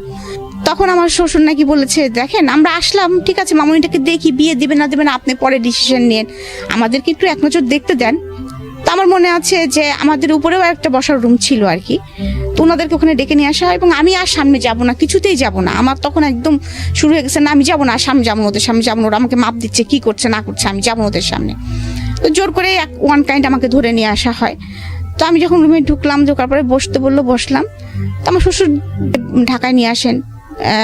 আমি বাবা, আমার তখন আর ওইগুলো মনে নেই। আমি তখন দেখতেছি যে আমি একটু স্বাধীন হয়েছি, আমি কেনাকাটা করতে পারতেছি ধুমসে, যে শাড়িটা চাচ্ছি বাবা দিচ্ছে, যে জামাটা চাচ্ছি দিচ্ছে, মানে সবকিছু মোটামুটি ইয়ে করতেছি। এবং সোনার দোকানে যা চাচ্ছি, মানে এরকম সোনা কিনতে কিনতে আমি প্রায় 50 ভরি সোনা কিনে ফেলছি। ওকে, এমনও কথা বাবাকে বলতেছি, বাবা আমার কি এই বিয়েটা পরে যখন আরেকটা বিয়ে হবে তখনও কি আবার তুমি আমাকে দিবা? হ্যাঁ, এবং so fine, this is the thing that ওনার মেন্টাল ম্যাচুরিটিটা কি ছিল। বাট এখানে আমার কথা বলার আছে, আমি জানি না যে সামনে কি ঘটবে, বিকজ কিছু তো প্রেডিকশন তৈরি হয়, সব মানুষেরই তৈরি হয়। যারা জীবন গল্প শুনছেন তারা হয়তো বুঝতে পারছেন যে কিছু একটা ঘটতে যাচ্ছে, যেটা হয়তো তাদের ভাবনার সাথে মিলেও যেতে পারে। কিন্তু আমার কথাটা হচ্ছে যে আপনার বাবা বা ফ্যামিলির যারা মেম্বাররা ছিলেন তারা তো আপনার মেন্টাল ম্যাচুরিটিটা বুঝতেন। উইথ ডিউ রেসপেক্ট, বাবা কিংবা মার জায়গা কখনোই মূল্যায়ন করা যায় না, যত বড় প্রবলেমই হোক না কেন, ভুল হোক না কেন। কিন্তু কখনো কখনো এই ইকুয়েশনগুলো আমাদের মতো মানুষের জায়গা থেকে, প্রশ্নের জায়গায় থেকে যায় যে যেই মেয়েটা বিয়ে ব্যাপারটাকে লিবার্টি হিসেবে দেখছে এবং একই সাথে কিনতে কিনতে এরকম মনে করছে যে মানে আরেকটা বিয়ে হলে বোধহয় আরও জিনিসপত্র কেনা যাবে, সেখানে বাবার চিন্তাটা কি বা মায়ের চিন্তাটা কি ছিল যে মেয়েটাকে বিয়ে দেওয়া মানে হচ্ছে কি করা? আমি ঠিক জানি না, হয়তো মনে করেছে যে কপাল যদি ভালো থাকে তাহলে ওই সংসারে গেলেও হয়তো এরকম আদরই পাবে, হয়তো এরকমই মনে করেছে, কারণ একটা ছেলে শুনেছে যেহেতু। হ্যাঁ, এবং যেহেতু শ্বশুরে সেরকম বলে গেলেন যে আমি আমার মাকে দেখেছি, সো সামহাউ পজিটিভ নিশ্চয়ই ভেবেছেন, নইলে তো আসলে ওই একটা ঘটনার পরেই বাদ হয়ে যাওয়ার কথা। আর একটা জিনিস চিন্তা করেছিলেন যে আমি কুষ্টিয়া থেকে কুষ্টিয়া বাড়ি পড়ালেখাটা কন্টিনিউ করে নিয়ে যেতে পারবো, তারপর সেকেন্ড যখনই খুশি, আমাদের 20 টাকা রিক্সা ভাড়া আর কি ডিফারেন্স, এ পাড়া ও পাড়া বাড়ি, বাবা যখন খুশি তখন আমাকে দেখে আসতে পারবেন এক নজর অন্তপক্ষে। শ্বশুর বাড়ি থাকি, বাবার বাড়ি থাকি, পজিটিভলি চিন্তা করেছেন। তো কি হলো তারপর? শপিং এর পর তারপরে শপিং টপিং করতেছি, এরকম খুব মজা করতেছি, এবং এমনকি আমার হাজবেন্ডের জন্য একটা আংটি কিনে নিয়ে আসা হয়েছে, ঘড়ি টড়ি কিনেছে, আড়ং থেকে বাবা পাঞ্জাবি শেরওয়ানি টেরওয়ানি কিনেছে। তো আমি আবার বলছি, বাবা দেখছো ওই লোকটার আংটির উপরে একটা ঘোড়া আঁকানো, ওই লোকটার যেরকম ঘোড়ার মতো চেহারা, ঘোড়া আঁকানো, এরকম বলতেছি আর কি। বুঝি না তো, আমার হাজবেন্ড তখন যেহেতু লম্বা ছিল, খুব হ্যাংলা ছিল, আমি খুব ভালো করে দেখিনি, ওই এক নজর দেখেছি, সেটাতে আমার যা মনে হয়েছে আমি সেটা বলেছি আর কি। তো বাবা বলে, ছিমা এরকম করে বলতে হয় না, এটা কিন্তু বলতেছি, তাও বাবার মোটরসাইকেলের উপর পা দোলাচ্ছি বিকালবেলা বসে বসে, আর এরকম বলতেছি বাবাকে। যাই হোক, এরকম করতে করতে বিয়ের দিন এসে যায় আর কি। বিয়ের দিন এসে যায়, সেদিনও আমি খুব উৎফুল্ল। তো বাবা আমাকে একটা শাড়ি, অনেক শাড়ি কিনে দিয়েছিলেন, তার মধ্যে একটা শাড়ি আমি কাতান শাড়ি খুবই পছন্দ করে কিনেছি আর কি, ময়ূরাক্ষী কালার যেটা বলে, এটা সবুজও না আবার ইয়ে না, এরকম আমার চয়েস লেভেলটা সারা জীবন একটু ডিফারেন্ট ছিল আমার পুরো ফ্যামিলির মধ্যে থেকে, আমি একটু সবসময় বেটার কিছু ইয়ে করতাম। তো ওই শাড়িটা পরে আছি, ওরা আবার যে শাড়িটা এনেছে ওই শাড়িটা আমার পছন্দ হয়নি। আচ্ছা, কারণ ওইটা শাড়িটার কালার হচ্ছে কেমন যেন ম্যাজেন্টা কালার, একটু মানে লাল না, কেমন যেন একটি কালার। ওরা বলতেছে বিয়ে পড়ানোর সময় মেয়েকে শ্বশুর বাড়ি শাড়ি পরতে হয়। আচ্ছা, আর আমি বলতেছি আমি শাড়ি মরে গেলেও পরবো না, আমি এইটাই পরে থাকবো। যাই হোক, আমাকে কিছুতেই রাজি করাতে পারিনি। পরে আমার শ্বশুর বাড়ির শাড়িটা আমার মাথায় দিয়েছে। আচ্ছা, মাথায় দিয়ে তারপরে বিয়ে পড়াচ্ছে। তো কবুল বলতে হয় যে থেমে থেমে 3 বার, সেটাও আমি বুঝি না। এখন আমি কিন্তু আমি কানবো মনে করে, আমার আশেপাশে আমার ফুপুরা, আমার মারা সব বসেছে, কিন্তু আমি কোনো কান্না করতেছি না। মানে সবাই ধারণা করেছে কবুল বলার সময় আপনি কান্না, আমি মনে হয় কানবো, আমি মনে হয় কিছুটা হলে বুঝতেছি। আমার কিন্তু সেই ফিলিংসটাই নাই যে কবুল বললে যে অন্যজনের হয়ে যাচ্ছি বা আরেকবারই চলে যেতে হবে আমাকে, এরকম ফিলিংস আমার মধ্যে কাজ করছে না। কবুলই তো, মুখ দিয়ে তো কবুলই বললে তো কি, কবুল বললে কি হয়, মানে এরকম একটা ভাব। তারপরে আমাকে কবুল বলতে বলেছে, আমি সুন্দর সুন্দর মানে বলে 3 বার কবুল বলতে বলেছি, সুন্দর করে কবুল বলেছি। তারপর কবুল বলার পরে আমি মিষ্টি করে একটু হাসিও দিয়েছি, আমার দাদু একটু আমার মুখ ধরে একটু আদরও করে দিয়েছে, এরকম আর কি। তো তারপরে যখন বিদায়ের পালা আসতেছে, কারণ তাদের বাড়িরও প্রথম একটা ছেলে এবং বিয়ে হচ্ছে, তাদের বাড়িতেও অনেক বড় করে অনুষ্ঠান করতেছে, আমাদের বাড়িতেও অনেক বড় করে অনুষ্ঠান হচ্ছে। তো আমাদের বাড়িতে আবার একটা রেওয়াজ আছে, এর মধ্যে বলি যে বিয়েতে কোনো গিফট নেওয়া হয় না। আচ্ছা, এটা কারোর বিয়েতে নেওয়া হয় না। ওকে। তারপরেও আমার এত পরিমাণে আমার জিনিস আমি পেয়েছি, সেটা হচ্ছে আমার আত্মীয় স্বজনের কাছ থেকে জোর করে দিয়ে গেছে, আমার ফুপুরা টুপুরা সবাই মিলে আর কি। এত পরিমাণে আমি স্বর্ণ, এত পরিমাণে আমি জিনিস পেয়েছি, মানে আমি নিজেও জানতাম না আমার কত স্বর্ণ ছিল। তো আমি যখন বিদায়ের সময়টা, যেটা আমি বলতেছি যে বিয়ে তো হয়ে গেল, বিয়ে হয়ে যাওয়ার পরে তখন আমাকে ওই নিচে নিয়ে যাওয়া হলো, মালা বদল করতেছি। তখন আমি দেখলাম যে কালো একটা হাত আমার মাথার উপর দিয়ে মালা দিচ্ছে। আমি বলতেছি কি রে, আমি কারে বিয়ে করলাম, কেন লোকটা কি কঙ্কাল ভূত কেন, হ্যাঁ মানে এরকম মনে হচ্ছে আমার কাছে। তারপরে যখন আমার বিদায় হয়, তখন দেখি কি আমার সামনে কেউ নেই, না বাবা, না মা, না মামারা, কেউ নেই, অনলি শুধু আমার চাচা। এবং চাচা কিন্তু দাঁড়ায় থাকতে পারছে না, মানে কাঁপতেছে অলরেডি থরথর করে। এইটাও আমার শ্বশুরবাড়ির লোক কিন্তু মাইন্ড করছে, 2টা জিনিস মাইন্ড করছিল তারা, আমাকে এটা নিয়ে অনেক কথা শোনাইছে। সেটা হচ্ছে, মেয়ে কি পাগল, ওইভাবে কবুল বলে? কোনো মেয়েকে তো এইভাবে আজ পর্যন্ত কবুল বলতে দেখি নাই। আর একটা জিনিস, বিদায়ের সময় আমি কাঁদতেছি না, বিকজ আপনি বুঝিয়ে উঠতে পারছেন না। আমি বুঝে উঠতে পারতেছি না, আমি মনে হয় বেড়াতে যাচ্ছি কোথাও একজন জায়গায়। তো আমার চাচা শুধু একটা কথা বলে, আমার মনে আছে যে ওর হাতের উপর আমার হাতটা দিয়ে বললো, বাবা তুমি যদি মনে করো যে আমি আমাদের মেয়ে তোমার হাতে দিচ্ছি, তাহলে তুমি ভুল করো, মনে করো আমাদের কলিজাটা ছিঁড়ে তোমার হাতে আমরা দিয়ে দিচ্ছি, মানে এটা তুমি কিভাবে যত্ন করে রাখবা সেটা তুমি জানো বাবা, এতটুকুই। তো আমি চলে গেলাম। শ্বশুরবাড়ি যাওয়ার পরেও বুঝতেছি না, আমাকে মানে বউকে বসায় রাখছে, সবাই আসতেছে দেখতেছে, আমিও দেখতেছি করতেছি, বুঝতেছি না। যাই হোক, ওই দিনটা গেল, মানে ওই সন্ধ্যাটা গেল আর কি। তারপরে আমার হচ্ছে 5 ননদ, তার মধ্যে ধরেন 4 জনই আমার থেকে বড়। ছোট ননদটা আমার বয়সী, আমার থেকে 2-1 বছরের জুনিয়র সিনিয়র হব আমরা। তো ওর সাথে আমার এর মধ্যে একটু ভাব হয়ে গেছে আর কি। আর ও আমাকে আগে থেকেই চিনতো মানে ও যে আমি যে স্কুলে পড়তাম ও সেই স্কুলে পড়তো, গার্লস স্কুলে। তো ও যখনই আমার ছবি টবি দেখেছে বা যখনই দেখতে এসেছে যে আমি, তখন ও খুব খুশি হয়ে গিয়েছিল ভিতরে ভিতরে যে এই মেয়েটাকে তো আমরা কোনোদিন চিন্তাই করতে পারিনি, নাচ দেখেছি কত সুন্দর নাচে, এ আমার ভাবি হবে। ও তো ছোট মানুষ, ওর মধ্যে এটাই কাজ করেছে, এত সুন্দর একটা মেয়ে আমাদের ভাবি হবে। হ্যাঁ, ও খুব খুশি, ও আমার হাতে ভাব জমানোর খুব চেষ্টা করতেছে, আমার পিছিয়ে আছে আর কি সে। তো আমাকে জামা কাপড় চেঞ্জ করিয়েছে, আমার ননদ আমাকে শাড়ি পরিয়েছে, আর ওই মানে বিয়ের শাড়ি সাজগোজ খুলে একটা শাড়ি টাড়ি পরিয়েছে, এরকম বাড়ি ভর্তি লোকজন চলতেছে। যাই হোক, তারপরে রাত আসছে, আমাকে তো রাত্রে খেতে দিছে, আমি তো খেতে পারি না হাত দিয়ে, আমি তো ছাড়াই ভাড়াই খাচ্ছি, কোনো রকম কি খাচ্ছি সেটাও বুঝতে পারতেছি না। মানে আমি তখন আবার বুঝতে পারতেছি, মানে মনের ভিতরে এতটুকু উপলব্ধি আসতেছে যে চিনি না তো, হ্যাঁ চিনি না তো, আমি কোথা থেকে কোথায় আসলাম আমি তো বুঝতে পারতেছি না কিছু। হ্যাঁ, আমার হাতে তো কই আব্বু আম্মু আসলো না, কেউ তো আসলো না, মানে এরকম মনে হচ্ছে। কেউ তো খোঁজ নিচ্ছে না, বাবা তো এখান থেকে এইটুক চলে তো আসতে পারে, এতক্ষণ তো বিয়ের ঝামেলা শেষ হয়ে গেছে, বাবা তো আর চলে আসতে পারে, মা তো চলে আসতে পারে, এরকম মনে হচ্ছে মনের কাছে। কই কেউ তো আসতেছে না, এরকম মানে মনের ভিতরে হচ্ছে। তো ওরা যা বলতেছে সেটাই করতেছি আর কি। দেখলাম মাগরিবের নামাজের সময় একটা লোক ঢুকলো আমার ঘরে। আমি বুঝতেছি যে এটা আমার মনে হয় হাজবেন্ড, কারণ আমার ঘরে তো যে কেউ ঢুকবে না। মানে আমার ঘর মানে আমাকে বিয়ে করায় নিয়েছে যে ঘরটায় বসায় রাখা হয়েছে, সে আমার সামনে নামাজ পড়লো। আমার সাথে কিন্তু কোনো কথা সে বলে নাই, আমিও কোনো কথা বলি না, কারণ আমি তো বুঝি না অত কিছু। তারপরে খাওয়া দাওয়া শেষে রাত আসলো, তো দেখতেছি বাসর ঘরটা সাজানো। তখনই হয়তো বা আমি এখনকার সময় যদি বিয়ে হতো, সাপোজ এখনকার সময় বা আরো 5 বছর পরে বিয়ে হতো, তখন হয়তো ঠিকই ওটা আমার চোখে পড়তো। কারণ আমি যে চুজি, বাসর ঘরটা কেন এমন করে সাজানো, যেটা ফুল দিয়েও সাজানো না, কিছু গাঁদা ফুল দিয়েছে এবং কিছু বেলুন দিয়েছে, যে যেমন হচ্ছে বার্থডে ভাব। তো আমি আবার হাসতেছি, কিন্তু আমাকে যখন ওই ঘরে বসাইছে তখন কিন্তু আমার ছোট নোটটাকে বলতেছে এই বেলুনগুলো ফাটবে না তো, রাত্রে ঠাস করে বেলুন ফাটবে, কি মজা না, এরকম বলেও ফেলছি মুখ দিয়ে আর কি। তো যখন আমাকে ওই ঘরে রেখে তারা চলে যাচ্ছে, আমার মেজো ননদটা, ওনাকে আমি আপা, মানে যদিও আমার হাজবেন্ড থেকে ছোট সে, আমি এখনো আপাই বলি তাকে। তা আমি তখন বলতেছি কি, আপা আপনি হচ্ছে যায়েন না, আমি তো আপনার সঙ্গে ঘুমাবো, আমি একা একা ঘুমাতে পারবো না, ভয় লাগতেছে, আপনারা সবাই করে।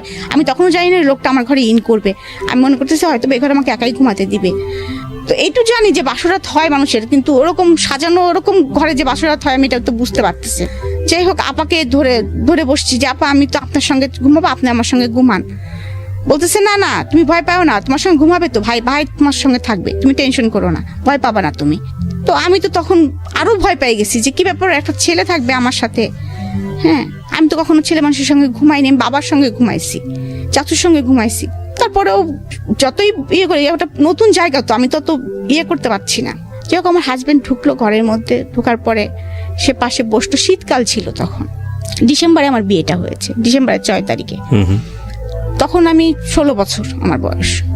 তখন আমি মানে বুঝতে পারতেছি না কি করব। আমি কিন্তু লেপ কম্বল কিছু গায়ে দেওয়া না, আমি এমনি এরার বসা, শীতে কাঁপতেছি আর কি, একটা শাল মনে হয় কোনো রকম জড়ানো গায়ে। তার মানে বলতেছে তুমি লেপের মধ্যে পা দিয়ে বসো, ঠান্ডা তো। হ্যাঁ, তখন বলতেছে যে তুমি, আমি কিসে পড়ি, আবার ওই একই কথা সে জিজ্ঞেস করতেছে কিসে পড়ি, তারপরে আমি আমার সাবজেক্ট কি এগুলো জিজ্ঞেস করতেছে, কোন স্যারের কাছে প্রাইভেট পড়তে যাই, নামাজ পড়তে পারি কিনা, কোরআন শরীফ পড়তে পারি কিনা, এগুলো জিজ্ঞেস করতেছে। আমি সে নামাজ পড়ি, মাঝে মাঝে পড়ি, হ্যাঁ, কোরআন শরীফ পড়তে পারি না, সোজা উত্তর। হ্যাঁ, তারপরে বলতেছে যে, তারপরে এটা জিজ্ঞেস করার পরে সে আমাকে এমন একটা অড প্রশ্ন করছে যেটার জন্য আমি কখনোই কোনোদিন প্রস্তুত ছিলাম না। আজকে আমি বলতেছি, ফিল করতেছি যে এই প্রশ্নটা মানে আমি জীবনে ভুলবো না। মানে এই কথাগুলো বলার পরেই যে সে আমাকে বলতেছে যে তোমার মানে ডেট কবে। আমি বুঝতে পেরেছি, আমরা হয়তো ইন ডিটেইলি যাব না, বাট জীবনের কিছু কিছু মোমেন্ট থাকে যেগুলো কারো কারো জীবনের সারা জীবনেরই একেবারে ব্যক্তিগত অনুভূতি, সেটা হয়তো কারোর সাথে শেয়ার করার মতো না, কিন্তু কখনো কখনো ওই মোমেন্টগুলোই একটা সামাজিক শিক্ষার অংশ হয়ে দাঁড়ায়, কখনো কখনো ওই মোমেন্টগুলোই আরেকজনের জন্য একটা অনেক বড় শিক্ষণীয় হয়ে দাঁড়ায়। আপনার এই যে রাতের গল্পটা আপনি বলছেন, এটা প্রত্যেকটা মানুষের জীবনেরই স্মরণীয় রাত, ভয়ঙ্কর রকমভাবে প্রত্যাশিত রাত, এবং এই রাতেই প্রত্যেকটা ছেলে এবং মেয়ে আমার যেটা মনে হয় যে সবারই একটা স্বপ্ন থাকে, একটা সুন্দর একটা মেমোরি যাতে সারাটা জীবন তারা ক্যারি করতে পারে। এই স্বপ্নটা যখন সে তার জীবনের আরেকজন মানুষের প্রয়োজন, সেটা ছেলের জায়গা থেকে হোক বা মেয়ের জায়গা থেকে হোক, মানে একটা মেয়ে যখন একটা ছেলেকে কল্পনা করে বা একটা ছেলে যখন একটা মেয়েকে কল্পনা করে, এইটা বুঝতে শেখে যখন থেকে, একদম নর্মালি যখন বুঝতে শেখে তখন থেকে সে কল্পনা করা শেখে। এটা বৈজ্ঞানিকভাবে যেমন সত্য এবং খুব নর্মালি আমাদের জীবনে এটা সত্য। এবং এই কাঙ্ক্ষিত রাতটা যখন স্বপ্নের মতো না হয়, এবং স্বপ্নের মতো না হলেও হয়তো বা সমস্যা না, পছন্দনীয় না হলেও সমস্যা না, কিন্তু যখন ভয়ঙ্কর হয়ে দাঁড়ায় তখন সেটা সারা জীবনের জন্যই একটা বড় সমস্যা। কখনো কখনো সেই ভয়ঙ্কর এক্সপিরিয়েন্সগুলো 8-10টা মানুষের জীবনে ওই ভয়ঙ্কর এক্সপিরিয়েন্স যাতে না হয় সেজন্য হয়তো বা যতটুকু যেভাবে শেয়ার করা প্রয়োজন সেভাবে আমরা শেয়ার করার সুযোগ দিই। আমরা ছোট্ট একটা বিরতি নেব প্রিয় শ্রোতা। আপনাদেরকে আরও একবার মনে করিয়ে দিচ্ছি, আপনারা শুনছেন মিস্টার ম্যাঙ্গো ক্যান্ডি প্রেজেন্স জীবন গল্প, আমি আরজে কিবরিয়ার সাথে। ছোট্ট একটা বিরতির পর আবারও ফিরে আসছি। জীবনে অনেক ভুল হয় এবং একজনের ভুল থেকে আমরা অনেক সময় অনেক কিছুই শিখি। ঠিক আছে, তো আপনার জীবনে যে ঘটনাটা ঘটলো তারপর কি হলো? তো তারপরে মানে এটা আমি কিভাবে বলবো বুঝতে পারছি না, মানে এক্সপ্লেন করব কিভাবে, আই ডোন্ট নো। অনেকের জীবনে এটা হয়তো খুব মানে সুখ, এটা হতে পারতো সুখের, কিন্তু আমি যেহেতু বয়স অল্প, হাইট ওয়েট কম তার থেকে, তারপরে সে অনেক লম্বা চড়া মানুষ, তার স্বাভাবিক নিয়মে সে ছিল হয়তোবা, কিন্তু আমার জন্য ফিলিংসটা খুব ব্যাড ছিল আর কি। আমি খুব কষ্ট পাচ্ছিলাম আর কি, সোজা কথা। এবং আমি আগেই বলেছি যে আমার স্কিন খুব পাতলা ছিল, আমি রান্না কখনো তো কাজ করিনি, কখনো রোদে পুড়িনি, কখনো মানে ছিলাম আর কি একটু। তো আমার কিন্তু একটুতে গায়ে ফোসকা পড়তো, মানে এমন হচ্ছে একটু বেশি রোদে হলেও দেখা যাচ্ছে আমার গায়ে লাল লাল ছোপ ছোপ দাগ পড়ে যেত। একটু বেশি রোদে গেলে বা বেশি গরম লাগলে আমি কিন্তু গরম সহ্য করতে পারতাম না, আমার নাক দিয়ে ব্লাড এসে যেত। তো উনি আমাকে যে আদরের নমুনাটা দেখিয়েছে, ইট ওয়াজ নট হিউম্যানিটিক, এটা আলটিমেটলি মানবিক আচরণ ছিল না, আপনি যেটা বলতে যাচ্ছেন। তারপরে সে আমাকে বোঝানোর চেষ্টা করেছে, এটুকু আমার মনে আছে, যে না তুমি কষ্ট পাচ্ছ, এটা ঠিক, কষ্ট পেও না, এটা হয়, এটা ঠিক হয়ে যাবে আস্তে আস্তে। যাই হোক, সকাল হলে পরের দিন সকালে বউ ভাত, বাসায় অনুষ্ঠান কমানো। তো আমি কাউকে কিছু বলতে পারছি না, কিন্তু মনের ভিতরে তখনই একটা আমার কষ্ট ঢুকে গেছে কিন্তু অলরেডি, যে এটা কি হলো, বিয়ে মানে কি এরকম, আমি এটা কিন্তু বুঝতে পারতেছি না, বিয়ে মানে কি এরকম, আর এই লোকটার সাথে তাহলে আমাকে এভাবে থাকতে হবে। মানে আমি সবকিছু মিলে আমার মাথার মধ্যে হজবরল অবস্থা হয়ে গেছে একটা আর কি। আর আমি খালি অপেক্ষা করতেছি কখন বাবা মা আসবে, কখন কে আসবে, মানে আমি অপেক্ষা করে আছি আর কি। মানে আমার ভালো লাগছে না, সোজা কথা ভালো লাগছে না। আমি সকালেও তেমন ভাবে খাচ্ছি না, কিন্তু আমার হাজবেন্ড দেখতে সকালবেলা থেকে স্বাভাবিক, সে ঘুরতেছে, সবার হাতে কথা বলতেছে আর কি, আমার অন্যরা আমার ঘরে আসতেছে, সব কিছু স্বাভাবিক, অনুষ্ঠান সব কিছু স্বাভাবিক। এবং একসময় আমার বাবা মা আসার পরেও আমি ওই অবস্থায় দেখা যাচ্ছে আমাকে মানে স্টেজ করে যেখানে বসিয়ে রাখা হয়েছে, আমি তো খুব ক্লোজ ভাবে তখন বাবা মার সঙ্গে কিছু বলতে পারছি না। আর আমার বাবা কেন যেন ওই দিনের পর থেকে তার চেহারাটা চোর হয়ে গেছিল আর কি। চোর বলবো কেন, মানে আমার দিকে চোখ কিরকম লুকা ছাপা, চোর বলবো না, লুকো ছাপা আর কি। মানে হয়তো বা আমার দিকে তাকালে তার চোখ জলে ভরে উঠতেছিল, এমন কিছু হচ্ছে হয়তো বা সে নিজেকে হাইড করছে। হ্যাঁ, আমি তো কিছু বলতেও পারছি না কাউকে। শুধু ছোট ফুপুটা আমার ফ্রেন্ড তো সে আসার পরে তখন আমাকে বলতেছে, আমাকে তো বললাম যে অনেকেই মনা বলে ডাকতো, তো আমাকে বলতেছে মনা কেমন আছো। হ্যাঁ, তো আমি বলছি যে ফুপু আমার না ভালো লাগেনি, আমার সারা রাত ঘুম হয়নি। হ্যাঁ, তোমরা আমাকে আজকে নিয়ে যাবা তো? হ্যাঁ, তো বলছে হ্যাঁ আজকে নিয়ে যাবে, মিয়া ভাই বলেছে আজকে তোমাকে নিয়ে যাবে, যে আমাকে সহকারে আজকে নিয়ে যাবে। আমি এবার ওকে বলছি কি ফুপু শোনো, ওই লোকটাকে নিয়ে যাওয়ার দরকার নেই, আমাকে নিয়ে যাও। হ্যাঁ, বাবাকে আস্তে করে বলে এসো, ওনাকে নিয়ে যাওয়ার দরকার নেই। মানে এইভাবে আর কি। আমি তো আসলে বুঝতেছি না, ওই লোকটা আমার সঙ্গে গেলেই মনে হলো যে আমার একটা ব্যাড ফিলিংস, ওই লোকটাকে নিয়ে যাওয়ার দরকার নেই। এই জন্য ফুপুকে আস্তে করে কানে এটা বলতেছি। যাই হোক, ওই দিনকার অনুষ্ঠান মিটে গেল, তারপরে আমাদেরকে নিয়ে যাওয়া হলো। তো আমার বেডরুমেই আমি ছিলাম আর কি। সেখানেও আমার বাবা মা তো আর কোনো কিছু খেয়াল করে না। আমার বাবা মার ধুম লেগে গেছে, বাড়িতে অনেক লোক, পুপুরা ধুম লেগে গেছে যে জামাকে কোন পিঠা খাওয়াবে, জামাকে নতুন জামাই ফার্স্ট আসছে আমাদের বাড়িতে, যৌথ পরিবারের জামাই গেলে একটা মানে আমাদের বাড়িতে একদম মনে করেন যে আনন্দ উৎসব। আর আমি হয়েছে কি যে এই একদিন দুই দিনে মানে আমার ফ্যামিলি থেকে যেহেতু আমি একটু দূরে, আমি আমার ফুপাতো ভাই বোন টোন এদের পেয়ে ওদের সাথে সবসময় থাকি, ওদেরকে পেয়ে আমার জামার কথা আমি ভুলে গেছি। মানে এমনিও তোর কথা আমার মনে থাকার কথাই না, তারপরে ওই যে আমার সাথে একজন লোক আসছে তার থেকে আমার কোনো ইয়ে নাই। আমি কিন্তু ওদের সাথেই মানে বাসায় যে ঢুকেই আগে আমি কিন্তু শাড়িটা খুলছি, খুলে আগে কিন্তু আমি স্কার্ট পরে ফেলছি, বুঝছেন, ফেলে আমি আমার মতো মানে আবার দৌড়ানো শুরু করছি ঘরের মধ্যে, একবার এর সাথে এই গল্প করে ওর সাথে ওই গল্প করি। কিন্তু এর মধ্যে হঠাৎ করে আমার এক ফুফাতো ভাই, ওর সাথে খুব ফ্রেন্ডলি সম্পর্ক ছিল, আমার থেকে 2 বছরের বড়। তো ও আমাকে জিজ্ঞাসা করতেছে, মনি তোর মুখ চুখ দেখে তো ভালো, ওই যে বললাম আপনাকে যেটা সাইন দেখে বলছে ভালো লাগতেছে না তো। হ্যাঁ, তখন আমি বলতেছি কি যে ভাই জানো লোকটা না একটু ভালো না, হ্যাঁ লোকটা না খুব খারাপ, অনেক চরিত্র খারাপ। এভাবে বলতেছি লোকটা। হ্যাঁ, আমি বাংলা সিনেমা ভিলেন দেখো না ওই রকম, জানো, এখন এরকম বলতেছি। তো বলার পরে তখন আমার ভাই আবার হাসতেছে, বলছে কই, মানে আমাকে সান্ত্বনা দেয়। আমি তো দেখলাম যে মিঠুন চক্রবর্তীর মতো। হ্যাঁ, এরকম আর কি কথাবার্তা হচ্ছে। যাই হোক, আমার সংসারটা এইভাবে আর কি আগায় যাচ্ছে।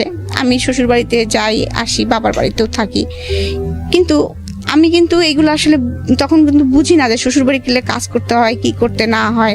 আমার হাজবেন্ড সকালবেলা অফিসে চলে যান, আমি হয়তো গুসল টুসুল করে। উনি কি ছিল, পেশা কি ছিল? উনি ছিল তখন অ্যাসিস্ট্যান্ট ইঞ্জিনিয়ার। হ্যাঁ, উনি হচ্ছে বিএসসি ইঞ্জিনিয়ার যেটা বলে আর কি আপনার পানি উন্নয়ন বোর্ডের। তো আমি তখনও কিন্তু বুঝি না, তো আমি নাস্তা খাই, ছোট ননদের সাথে সময় পাস করি। কিন্তু আমার শাশুড়ি মনে মনে খুব খেপে যাচ্ছেন। হ্যাঁ, আমি এখন জানি আর কি উনি খুব খেপে যাচ্ছেন, কি বউ বিয়ে করে নিয়ে আসলাম, শাশুড়ি কি করতেছে তাও কি দিয়ে দেখে না, বাড়ির কে কি করতেছে কি দিয়ে দেখে না, ঘুম থেকে দেরি করে ওঠে, নামাজ পড়ে না, হ্যাঁ মানে নখ পালিশ লাগায় বসে থাকে, হ্যাঁ নাক ফুটো করা নাই, হ্যাঁ এরকম অনেক কিছু আর কি।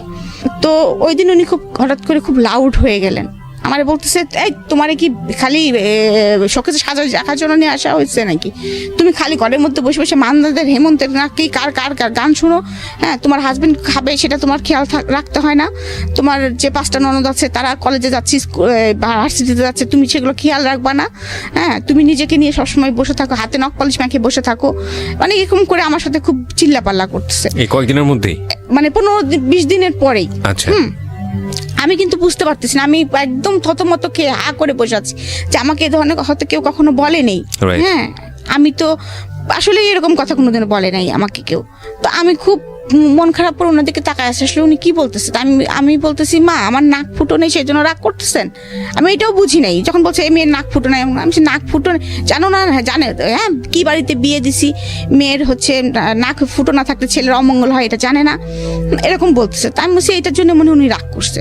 তা আমি বললাম ওই যে জেদি ছিলাম, আমি নাক ফুটোর যখন এতই সমস্যা, আচ্ছা ঠিক আছে, আমি একদম নিজের যে ঘরটায় থাকতাম, এমনকি আমি ওই ঘরে যখন যে ঘরটাকে আমাকে থাকতে দেওয়া হয়েছে, যে সেই ঘরটার পরিবেশটা এরকম ছিল যে একটা শুধু খাট, ড্রেসিং টেবিল নাই কোনো, একটা টেবিল আর একটা স্টিলের আলমারি, আর কিছু নেই ওই ঘরে।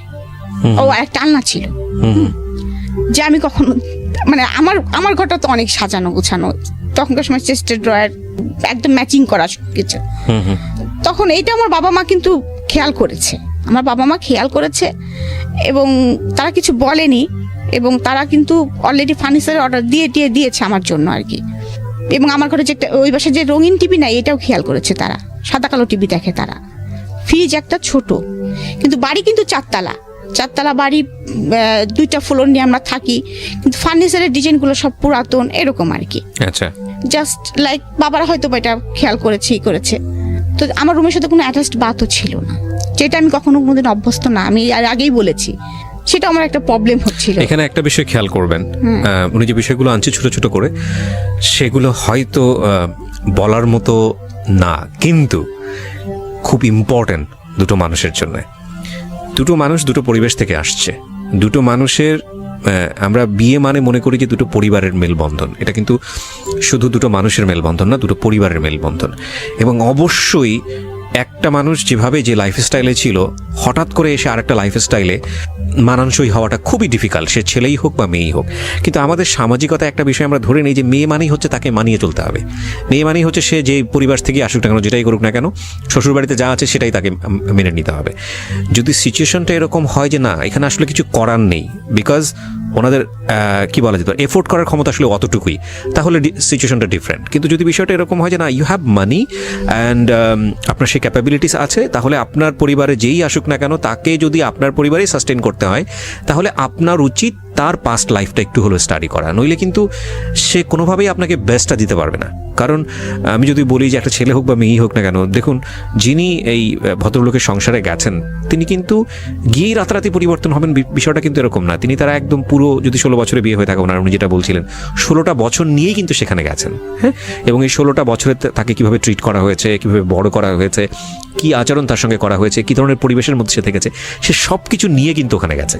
সুতরাং এটাকে যদি রাতারাতি ধাক্কার কবলে পড়ে যায় তাহলে এটার ভবিষ্যৎ ভালো হবে না, এটাই ধরে নেওয়া যায়।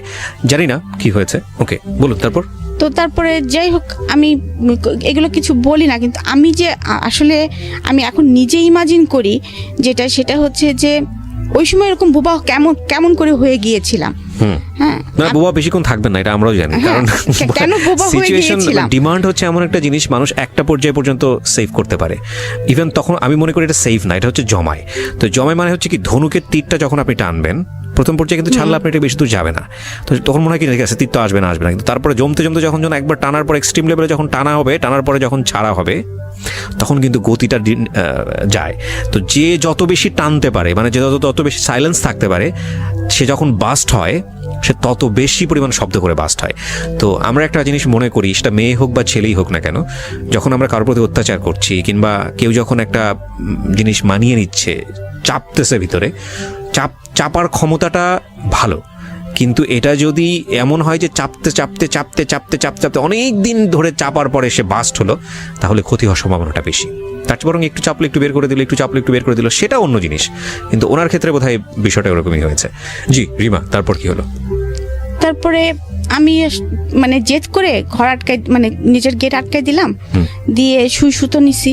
আমার ছোট নদকে বললাম নিজের নাক নিজেই ফোড়াবেন। হ্যাঁ, নিজের নাক নিজেই ফুটো করে ফেলছি। করেছেন? হ্যাঁ, আমি বললাম না যে ব্লেড দিয়ে হাত কাটতে যখন পারি, তখন তো ওই জেদ উঠলে তো আমি ওইটাও করতে পারি। তো নিজের নাক নিজে ফুটো করে, ওরা আমাকে যে নাক ফুলটা দিয়েছিল সেই নাক ফুলটার সঙ্গে সঙ্গে আবার পড়েছি, রক্ত পড়তেছে কিন্তু। My goodness. পরে এসে আমার শাশুড়িকে বলতেছি, দেখছেন পড়ছি, এখন তো কিছু হবে না। আমার শাশুড়ি আমার দিকে হা করে তাকায় আছে, কি মেয়ে এটা। হ্যাঁ, যাই হোক, হয়তো এরকম একটা ফিলিংস নিচ্ছে। তো আমি আবার কিছুদিন পরে হয়তো আমার আম্মার ওখানে গেছি, আম্মা দেখে তো কান্নাকাটি করে আসছে, কারণ বাবা নাক ফুটো করা পছন্দ করতেন না, আমি ব্যথা পাবো দেখে বিদায়। আচ্ছা। তো সেখানে আমার নাক ফুটো করা, এবং অলরেডি সেটা সঙ্গে সঙ্গে তাজা ইসের মধ্যে আমি পড়েছি, এটা তো ঘা হয়ে মানে একটু ফুলে টুলে গিয়েছে। যাক, মা নাক খুলে ওয়াশ করে আবার মলম টলম লাগিয়ে যাই হোক নাকটা ঠিক করেছে পরে। কারণ আমার বাবা বাড়ি থেকে মা বাড়ি তখন তো বেশি দূর, মানে শ্বশুর বাড়ি তো বেশি দূরে না। দেখা যাচ্ছে শুক্রবারের ছুটির দিন হলেই দেখা যাচ্ছে বাবা জোর করে এসেই বলতো, বাবা একটু আসো, আমার মেয়েটাকে একটু আসো, বা বাবাই আসতেন দেখতে, এরকম প্রায় হতো। আর আরেকটা জিনিস হয়েছিল কি, যে আমার বাবা আমার সুবিধার জন্য, বললাম যে ফার্নিচার থেকে শুরু করে টিভি বিজিপি সব কিছু আমার শ্বশুরবাড়ি পাঠিয়ে দিয়েছেন, এমনকি ফ্রিজ পর্যন্ত। হ্যাঁ, তো তারপরে দেখা যাচ্ছে যে আমার ভাইয়ের একটা বাইক ছিল, আমার ভাইয়া কলেজে ওঠার সাথে সাথে একটা বাইক চালাতেন। আমার বিয়ের পরপরই আমার বাবা আমার হাজবেন্ডকে একটা বাইক কিনে দেন। আচ্ছা। যে তাহলে যখন তখন আমার মেয়ের সাথে করে আসতে পারবে, আমার মেয়েকে সাথে করে একটু ঘুরবে। কারণ আমার আবার বাইকে চড়ার খুব অভ্যাস ছিল, কারণ ভাইয়াদের সাথে বাইকে চড়তাম, কোথাও নিয়ে যেতে হলে বাইকে যেতাম, বাবার সাথে আবার যেতাম, যার জন্য আমি বাইকে চড়তে খুব পছন্দ করতাম। বাবা এটা জানতো, তো এরকম মাঝে মাঝে যাওয়া হতো। কিন্তু ওনার সাথে কি সম্পর্কটা আমার কেমন ছিল, মানে ঝগড়াঝাটিও ছিল না, আবার তার সঙ্গে খুব ফ্রি ছিলাম এরকমও না। যে সংসারে কি হচ্ছে সেটাও আমি তাকে বলতাম না। মানে হয়েছে কি, তার সঙ্গে আমার দেখা যাচ্ছে হয়তো খুব কম, ভয় পেতাম তাকে আমি, এবং কি বলে ডাকবো এটাও কিন্তু আমি বুঝতে পারতাম না। আমাকে কেউ ডাকতে বলে কোনো সময় ভাই বলে ডাকতাম, ভাই আপনাকে ডাকতেছে। আবার কখনো বলতাম কি, দাদা ভাই আপনাকে ডাকতেছে, এরকম বুঝতাম না আর কি। এটার জন্য বকা খাইতাম, মাঝে মাঝে নাম ধরেও ডেকে ফেলতাম। হ্যাঁ, তো আমার শাশুড়ি এটা নিয়ে বকাও দিত।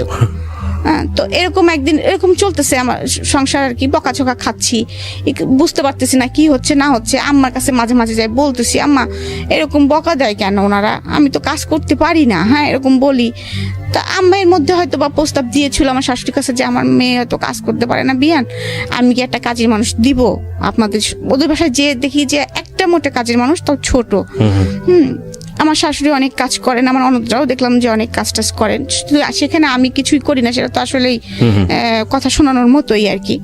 যাই হোক, আমার বেসিক্যালি তখন সেটা মনে হয়েছে আর কি। হ্যাঁ, তো তারপরে এরকম করতে করতে তারপরে হঠাৎ করে একদিন আমার শাশুড়ি বললো, হ্যাঁ তুমি একটু রান্না বাড়া দেখো না, এরকম যাই হোক এরকম বলতেছে।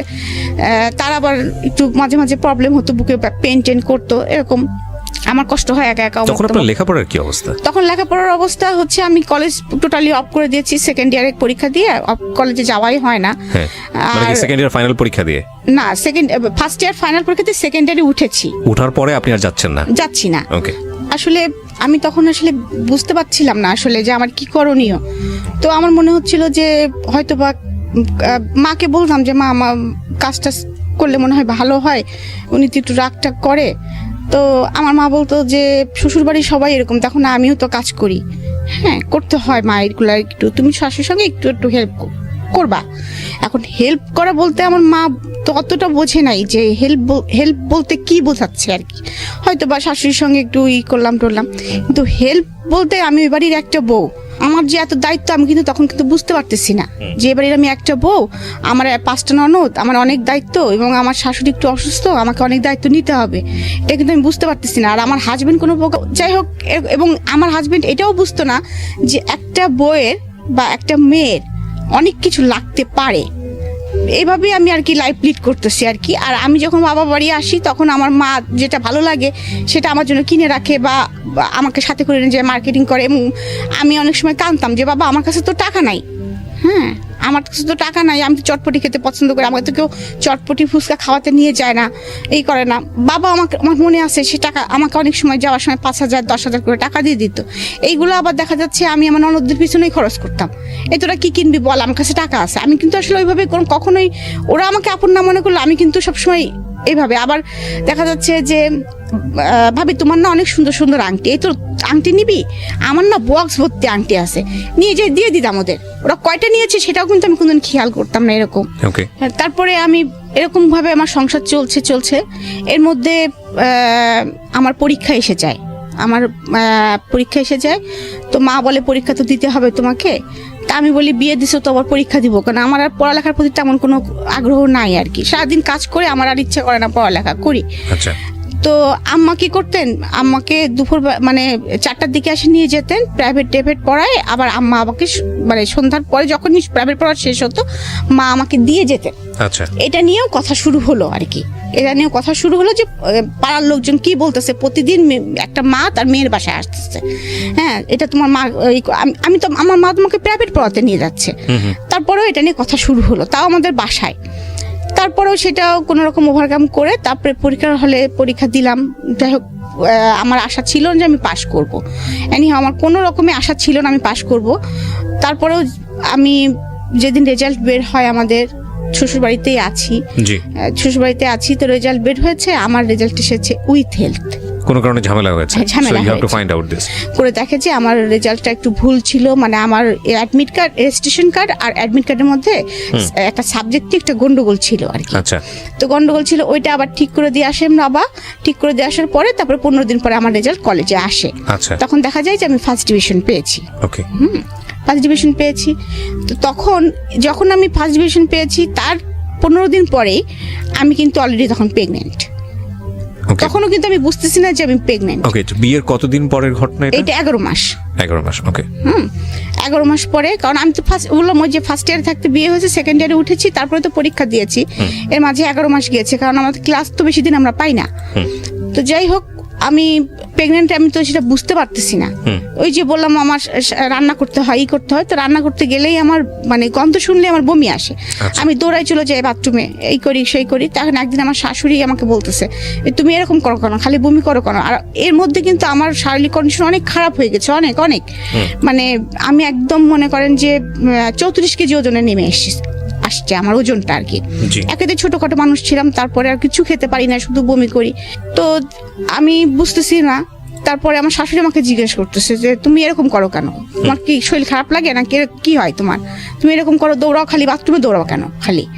তখন আমি বলতেছি কি জানি মা, আমার কোনো কিছুর গন্ধই সহ্য হয় না, কিচ্ছু ভালো লাগে না, খালি বমি আসে, আমি কিছু খেতেও তো পারতেছি না। হ্যাঁ, তখন আমার শাশুড়ি মনে হয় মুরব্বী মানুষ তো, হাজার হলেও তিনি একটু সন্দেহ করছেন। তো যাই হোক, আমাদের পাশে ফ্যামিলি একজন ডাক্তার আছেন, ডাক্তার ভাই বলি আমরা, তো ওনার কাছে আমাকে পাঠান।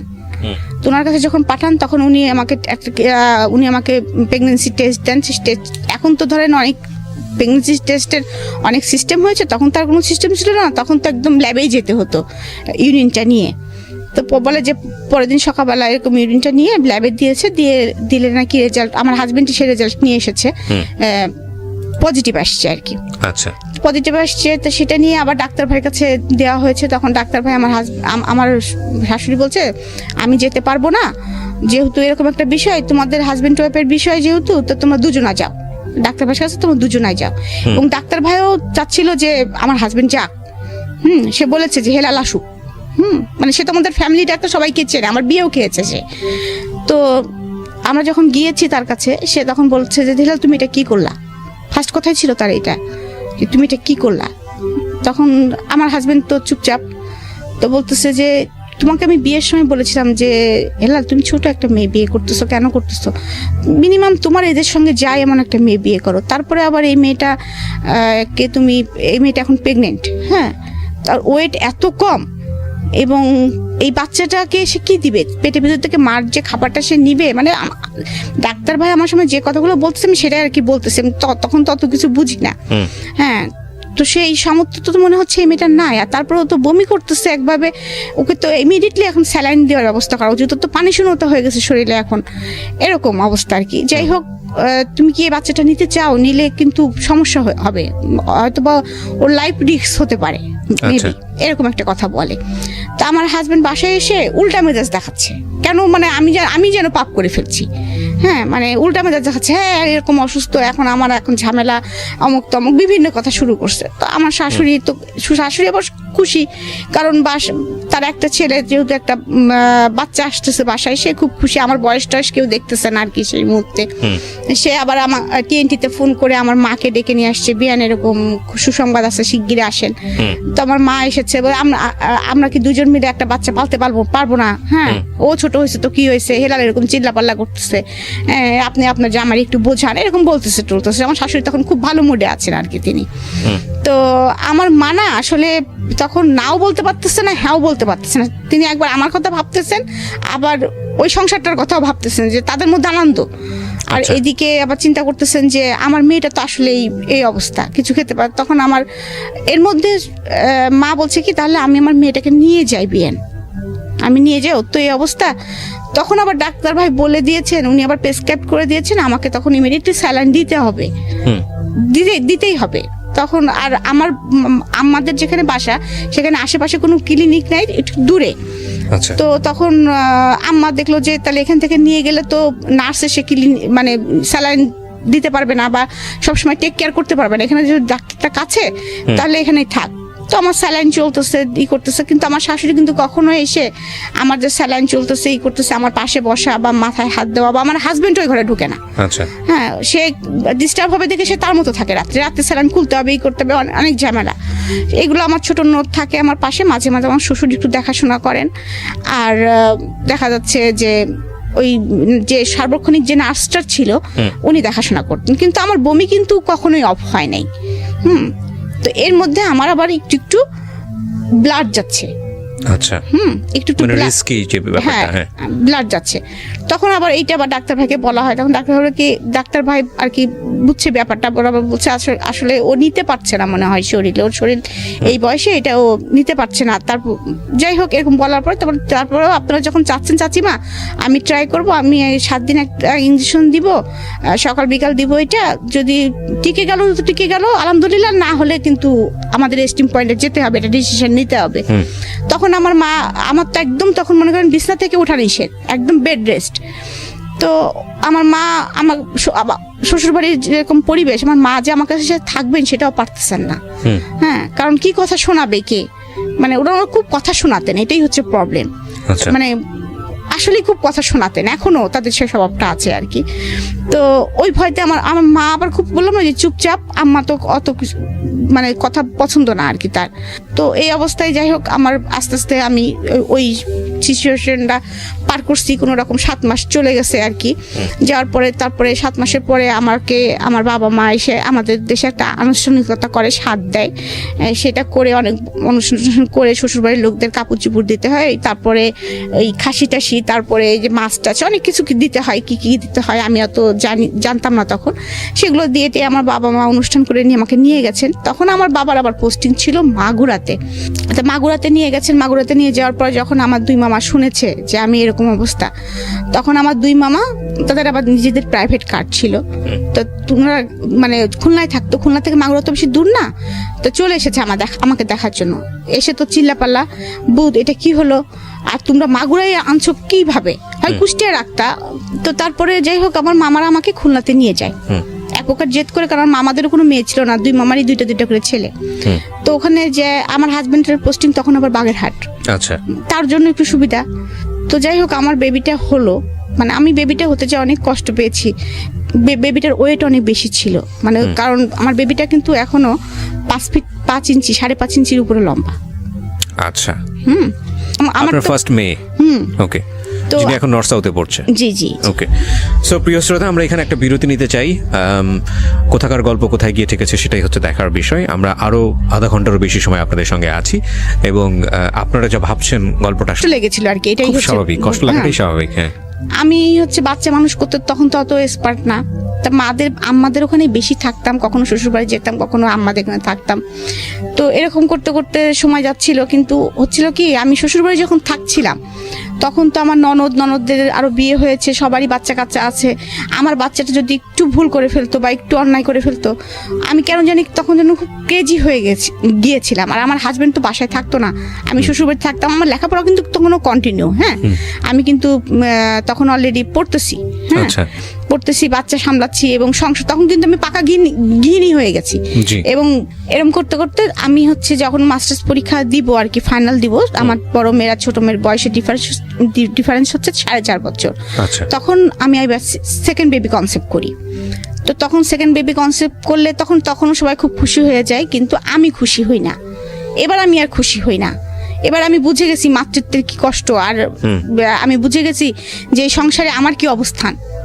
এর মাঝে আর একটা কাহিনী আমি বলি। আমার ছোট ননদ যেটা আর কি, যেটা হাতে আমার খুব ভালো সম্পর্ক ছিল, তো সেটা সাথে আমার ফুফাতো ভাই, মানে ওরা রিলেশন ছিল, ওরা চলে যায় দুজনে আর কি। আচ্ছা, এটা ফ্যামিলি থেকে না বলে চলে যায়, এবং দোষটা সম্পূর্ণ আমার ঘাড়ে পড়ে যে আমি তাদেরকে বের করে দিয়েছি, যেটা হয় আর কি। এবং এটা নিয়ে অনেক গ্যাঞ্জাম হয় ফ্যামিলিতে, অনেক কিছু হয়। আমাকে আমার হাজবেন্ড মারধরও করে। হ্যাঁ, তারপরে একটা টাইমে আমার বাবা কিন্তু আমাকে নিয়ে আসার মানে ওরা আমাকে আর রাখবে না, ওদের মেয়েকে ফেরত না দিলে, মানে এরকম ফ্যামিলি আর কি ট্র্যাজেডি চলতেছে। আমার হাজবেন্ড আমাকে মিনিমাম মনে হয় 6 মাস দেখতে আসেনি, আমার বাচ্চাটার কোনো খোঁজ নেয়নি, কোনো কিছুই করেনি আর কি, সোজা কথা। তো তার মধ্যে আমার বাচ্চাটা, আমি মা বাবার কাছেই ছিলাম। তো এর মধ্যে তারা উকিল নোটিশও কিন্তু পাঠিয়ে দিয়েছিল যে আমাকে ডিভোর্স দিবে। হ্যাঁ, কিন্তু আমার বাবা খুব আপসেট হয়ে গিয়েছিল তার মধ্যে, যে ডিভোর্স দিবে এরকম একটা বিষয়, আমি যেটার জন্য এতদিন মানে এত কষ্ট করে মেয়েকে সংসার করাচ্ছি। তারপরে এইভাবে যাই হোক থার্ড পার্সন মিলে সবকিছু মিলে এক সময় যায়, আবার জোড়াটা লাগে আর কি, কোনোভাবে এনি হাউ জোড়াটা লাগে। এর মধ্যে আরো তো মনের ভিতরে বিষ ঢুকে গেছে আমার অলরেডি, যে লোকটা আমার 6 মাস খোঁজ নিল না, আমার বাচ্চাটাকে একবার দেখতে আসলো না।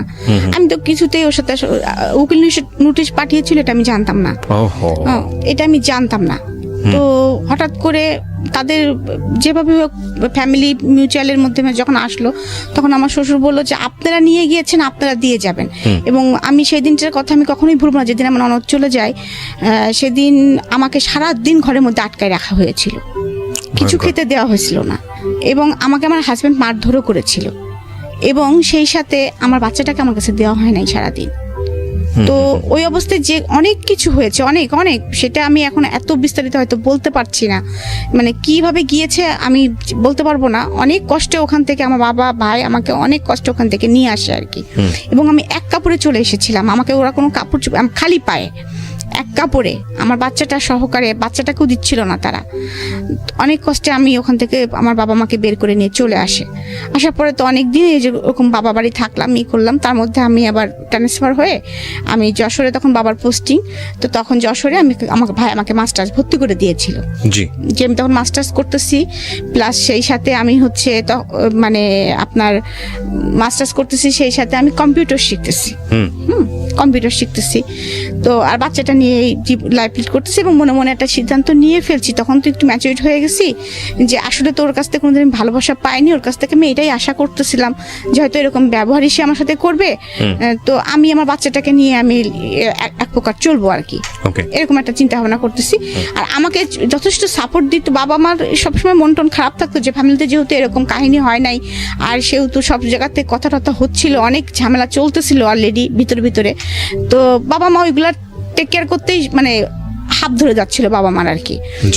আর এদিকে হচ্ছে আমার বড় ভাই আমাকে একদম ফুল সাপোর্ট দিচ্ছে যে না, আমি তোমাকে যেতে দিব না, তুমি পড়ালেখা শিখো, মানুষ হও, আমার একটা ভাগ নিয়ে আমি পালতে পারবো, তুমি ওটা নিয়ে টেনশন। এমনকি আমার মেয়েটা মানে আমার বড় ভাইয়ের কাছে ঘুমাতো, খেতো, মানে ওর বড় মামাই ওর জান, মানে ওকে আমার কাছে দিত না বড় ভাই, এরকম। আচ্ছা।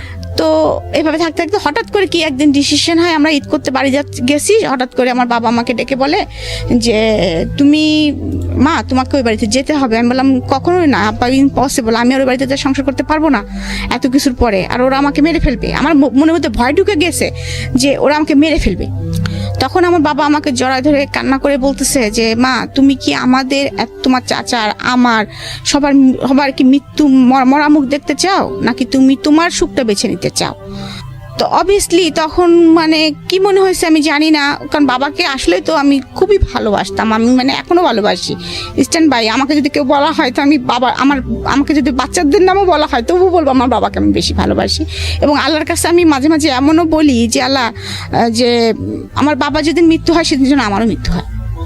আর মানে একদম হোপলেস হয়ে যাই। আমি তখন বলি যে আমি যাবো বাবা, আমি বলি যে বাবা আমি যাবো, যাই হোক না কেন আমি যাবো। তো আমি যাই এবং আমার শ্বশুরদের কন্ডিশন আমাকে নিতে আসবো না, আপনাকে দিয়ে যেতে হবে। তো আমাকে দিয়ে আসে আর কি। এসের পরে আমার অত্যাচারের মাত্রাটা মানে আপনারা ইমাজিন করে নেন, আরো চরম আকারে পৌঁছায়। আমার বাচ্চাটা ঠিক মতো খাওয়া দাওয়া হয় না, মানে আর আমাকে সারাদিন যেভাবে তারা টর্চার করে, মানে কি আমি 2 দিন 3 দিন দেখাচ্ছে খেতে বসছি, এমন একটা কথা আমার শাশুড়ি হয়তো বলছে যে এই মেয়েদের কোনো বিশেষ আছে, যে মেয়ে আমার মেয়েকে বের করে দিতে পারে সেই মেয়ে আমাকে বিষ দিয়ে মেরে ফেলবে না, পানের মধ্যেও বিষ দিয়ে মেরে ফেলতে পারে। আমার শাশুড়ি আবার পান খেতেন, ওর হাতে কিছু খাওয়া যায়, আমাকে দিয়ে রান্না করাতেন, আবার আমাকে এই কথাগুলো শোনাতেন। হ্যাঁ, তো এরকম পরিস্থিতির ভিতরে আমি যাচ্ছি, আমার মানে মনে হচ্ছে যে মানে কোনো কুল কিনারা নাই, আমার মনে হচ্ছে এরকম। তারপরে যাই হোক এর মাঝে কিছু একটা হয়ে মিল মহব্বত হয়, যাই হোক আবার সংসার করতেছি। আমার ননদের সাথেও তাদের আবার মিউচুয়াল হয়ে যায় আর কি, মিউচুয়াল হয়ে যায়, কিন্তু আমি আর আমার হাজবেন্ড কথা বলতাম না। ও এর মধ্যে এরকম কথা শুনতে আমি একবার হচ্ছে মানে সুইসাইড অ্যাটেম্প করি। তারপরে আমার বাবা সিদ্ধান্ত নেয় যে আমি আর দিব না। তারপরেও আবার 3-4 মাস ওরকম যায়, তার মধ্যে আমার আবার অসুস্থ হয়ে পড়ি, সেটা হচ্ছে অ্যাপেন্ডিসাইটের অপারেশন হয়। তখন আমার হাজব্যান্ডকে আমার বাবা ফোন করে না, আমি ফোন করি, আমি বলি যে আমার এরকম অপারেশন হচ্ছে, আমি যদি কিছু হয় তুমি আমার বাচ্চাটাকে দেখো, বাবার পরিচয় অ্যাটলিস্ট রেখো, ও নানার কাছে থাকবে, তুমি বাবার পরিচয়টা রাখো। তখনও কিন্তু আমি ছোট বাচ্চা কনসেপ্ট করিনি আর কি, ছোট বাচ্চা কনসেপ্ট করিনি। তখন ওর কেন জানি মনটা নরম হয়, হয়তো বা মানুষ তো, আর এতদিন একসাথে আছে, একটা বাচ্চার বাবাটা আছে, আর মানে এরকম একটা তো ও আসে আমাকে পরের দিন সকালবেলা দেখতে আসে যশোরে। দেখতে আসার পরে ও দেখে তারপরে বাসায়, যে ও যখন বাসায় যায় আমাদের বাসা থেকে, তো আমার শাশুড়ি আবার দেখছে যে এইটা সুযোগ। তো ও আমার শাশুড়ি আবার আমার হাজবেন্ড নেই দেখে তার জামাই মেয়েকে সে ডেকে নিয়ে আসছে, সে যে তখনই চলে যাবে এটা তারা বুঝতে পারে নাই। আমার হাজবেন্ড বাসায় ঢুকে দেখতেছে যে বাসায় তার মানে আমাকে নিয়ে গেছে, নিয়ে যায়, আমরা দুজনে বাসার মধ্যে ঢুকতেছি এবং রাস্তায় কিন্তু আমাকে বলতেছে বারবার যে তুমি কিন্তু যাই বাবা মার কাছে মাপ চাবা, তুমি কেন সুইসাইড অ্যাটেম্প করতে গেছিলা, এটার জন্য তুমি মার কাছে মাপ চাবা, আমরা বিপদে পড়তাম না, এরকম ভাবে আমাকে বোঝাচ্ছে আর কি। তো যাই হোক আমি ঢুকেই আমি বলছি ঠিক আছে মার কাছে আমি মাপ চাবো। হ্যাঁ, আমি গেছি, যাওয়ার পর ঢুকতেই দেখি যে ওরা আমাদের বাসায়। তখন বাসার পরিস্থিতি আরও অন্যরকম হয়ে যায়। তখন হয় কি, আমার হাজব্যান্ড ফুল ক্রেজি হয়ে যায় আমার থেকে, আমিও ভাইলেন্ট হয়ে যাই, সেও ভাইলেন্ট হয়ে যায়, যে যার জন্য এত কিছু হইলো তারা কি ভাবে। এক্স্যাক্টলি, মানে তোমরা যদি মেনেই নিবা তাহলে এত কেন অভিনয় করলা তোমরা। আর আমার মেয়েটাকে, আমার হাজবেন্ড বলতেছে আমার ছোট দুধের শিশুটাকে আমি কেন এত কষ্ট দিলাম, আমার ওয়াইফ কেন আমি এত কষ্ট দিলাম, আর সেটা তুমি করতে আমাকে, আমি বড় ভাই, আমাকে একবার বলছো যে ওরা আসতে চাইবে, ওদেরকে মেনে নেওয়ার দরকার, বা আমার শ্বশুর শাশুড়িকে এত হেয় করলা কেন, এত কথা শোনাইলা কেন তাদেরকে, কেন শোনাইলা আমাকে? তো এবারে অনেক ছোট করছো তোমরা। তাহলে এখন তো আমার তো শ্বশুরবাড়িতে কখনো তোমাদের যেতে হবে না, কিন্তু আমার তো যেতে হবে। তখন তো তারা যদি কথাটা বলে যে আমার মেয়ের তো কোনো দোষ ছিল না, তখন আমি কি বলবো, কি উত্তর দিব? তো এটা নিয়ে অনেক বাসার মধ্যে অনেক ক্যাচাল হয়, হয়।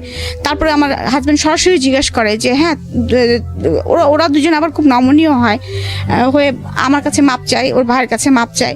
তখন আমি একদম ভাইলেন্ট হয়ে বলি কি, আচ্ছা তোরা যে বলছিস যে আমি তোদেরকে বের করে দিছি বাসা থেকে, আমি কি বের করে দিছি? আমি কি জানতাম কিছু? তখন ওরা আমাকে বলে কি যে, তখন আমার ছোট ননদ বলে কি, না আমি আসলে এটা ক্রেজি ভাবে বলছিলাম, তখন আপনার উপর আমার রাগ হয়েছিল, কারণ এই কথাটা যখন বাসায় জানাজানি হয়ে যায়, আপনি ভাইকে বলে দিছিলেন, ভাই আমাকে রাত্রে মারতে গেছিল, তো আমার উপর, আপনার উপর আমার খুব রাগ হয়েছিল, আমি চিন্তা করছিলাম এটা শোধ তুলবো, সেই জন্য আপনার দোষটা দিয়েছিলাম। তা আমি তখন আমার হাজবেন্ড এটা শুনছে, শোনার পরে বলতেছে তুই এটা কাজ করছিস রনি। হ্যাঁ, যাই হোক, এটা নিয়ে অনেক কিছু হয়, সব সত্য আর কি সামনে চলে আসে যখন, তখন যাই হোক আমার হাজবেন্ড একটু সফটনেস দেখায় এবং সে বলে যে আমি থাকবো না, আমি কাল সকালে আমার বউ বাচ্চা নিয়ে আমি চলে যাব। তখন আমার শ্বশুর খুব আপসেট হয়ে পড়ে, কারণ কুষ্টিয়া শহরে তাদেরকেও সবাই চেনে, আমাদেরকেও সবাই চেনে, সবাই জানে যে তার একটাই ছেলে বেটার বউ আলাদা থাকে, হ্যাঁ আলাদা বাসা ভাড়া করে থাকে, এটা একটা খুব খারাপ দেখা যাবে, এরকম একটা করে। তারপর অনেক শোনানোর পরে যাই হোক আমরা আবার ওই বাসাতেই স্টে করি। আমার হাজবেন্ডের তখন আবার পোস্টিং হয়ে যায় চুয়াডাঙ্গা। তো এরকম চলতেছে, ওদের সাথে ওরা আসে যায়, কথা করে। আমার ছোট নদের সাথে আমি কথা বলতাম, আমার ভাইয়ের সঙ্গে কথা বলতাম না, কারণ আমার থিওরিটা এটা যে ও তোমার রক্তের না, ও আমার একটা ক্ষতি করতে পারে। তুমি তো আমার ভাই ছিলা, তুমি ফুফাতো ভাই হওয়ার যাই হও, তুমি তো আমার ভাই ছিলা, তুমি তো আমার এত বড় ক্ষতি করতে পারো না, তোমার সাথে আমি কথা জীবনেও বলবো না, আর তারপরে তুমি আমার বড় ভাই। তো যাই হোক মাস্টার্স করেছি, মাস্টার্স পরীক্ষা চলছে আমার, পরীক্ষা দিয়ে আমার মনে হয় যে আমার 11 তারিখে বাচ্চা হল না, আমার বাচ্চা হয়েছে 16 তারিখে, আর আমার মাস্টার্স পরীক্ষা শেষ হয়ে হচ্ছে 11 তারিখে, মানে আমি ওই রকম অবস্থায় আমি পরীক্ষা দিয়েছি আর কি। তো আমার বাচ্চাটা পেটের মধ্যে খুব অসুস্থ হয়ে যায়, কারণ আমি 4 ঘন্টা বসে পরীক্ষা দিতাম, বাচ্চাটার মুভমেন্ট খুব কম হতো, মুভমেন্ট হতো না। তবে তারপরে আমার 16 তারিখে সিজারিন করে বেবিটা হয়। তো এর মধ্যে আমার বড় ভাই কিন্তু এর মধ্যে বাইরে চলে গেছে অলরেডি, হ্যাঁ, এবং সে তাকে বিয়ে দেওয়া হয়েছে খুব আনুষ্ঠানিকতার ভিতরে। হ্যাঁ, তো সে বাংলাদেশে এসেছে। সে একদিন আমার শ্বশুরবাড়ি এসে আবদার করে যে মামা আমি আমার বোনকে নিয়ে যেতে চাই, এক রাত আমাদের সাথে থাকবে। হ্যাঁ, তো এই কথা বলার পরে তখন হচ্ছে আপনার আমার শাশুড়ি আমাকে যেতে দিবে না, বাসায় অনেক কাজ, ঈদের পরের দিন আমার সব ননদরা আসবে, সে আমাকে যেতে দিবে না। তখন সে বলে কি যে তাহলে নিয়ে গেলে একবারে নিয়ে যাও। এই কথাটা আমার ভাইয়ের তখন লাগে খুব। এতদিন তো আমার ভাই কোনোদিন ইন্টারফেয়ার করেনি, এতদিন তো বাবাই সব টেক কেয়ার করছে, এখন তো মোটামুটি সে একটা পর্যায়ে আসছে। তারপরেও আগেও সে বলেছে যে সে কখনোই রাজি ছিল না আমাকে সংসার করতে দেওয়ার জন্য। সে সবসময় বলতাম রিক্সা চালাই খাবো, কিন্তু আমার বোন আমি দিব না, এরকম কথা সবসময় সে বলতো। তারপরে যাই হোক সে মনে মনে একটা প্ল্যান করে ফেলে, সেটা বাবা মাকে বলে না, কারণ জানে বাবা মা বললেও হয়তো রাজি হবে না, আর আমার হাজবেন্ডকে বললেও রাজি হবে না। সে আমাকে বেড়াতে নিয়ে আসার নাম করে ঢাকায় নিয়ে আসে। তখন অলরেডি ঢাকায় আমাদের একটা বাড়ি কেনা আছে, সেটা হচ্ছে সেগুনবাগিচে। আমার ছোট ভাই ইস্ট ওয়েস্ট ভার্সিটিতে পড়ে, ও হচ্ছে ওই বাসাতে থাকতো। মাঝে মাঝে বাবা মা আসতো, ওকে একটা কাজের ছেলে ছিল, রান্না বাড়া করে দিত এরকম। তো ও আমাকে নিয়ে আসার পরে বলে যে আমি সবাইকে বলে যে আমি চলে যাব মার্কেটিং করার দরকার, তো রিমাকে ওই জন্য নিয়ে যাচ্ছি আমার 2 বাচ্চা সহকারে। আমিও জানি না ভাইয়া, আমি জানি যে মার্কেটিং করতেই ঢাকায় আসতেছি।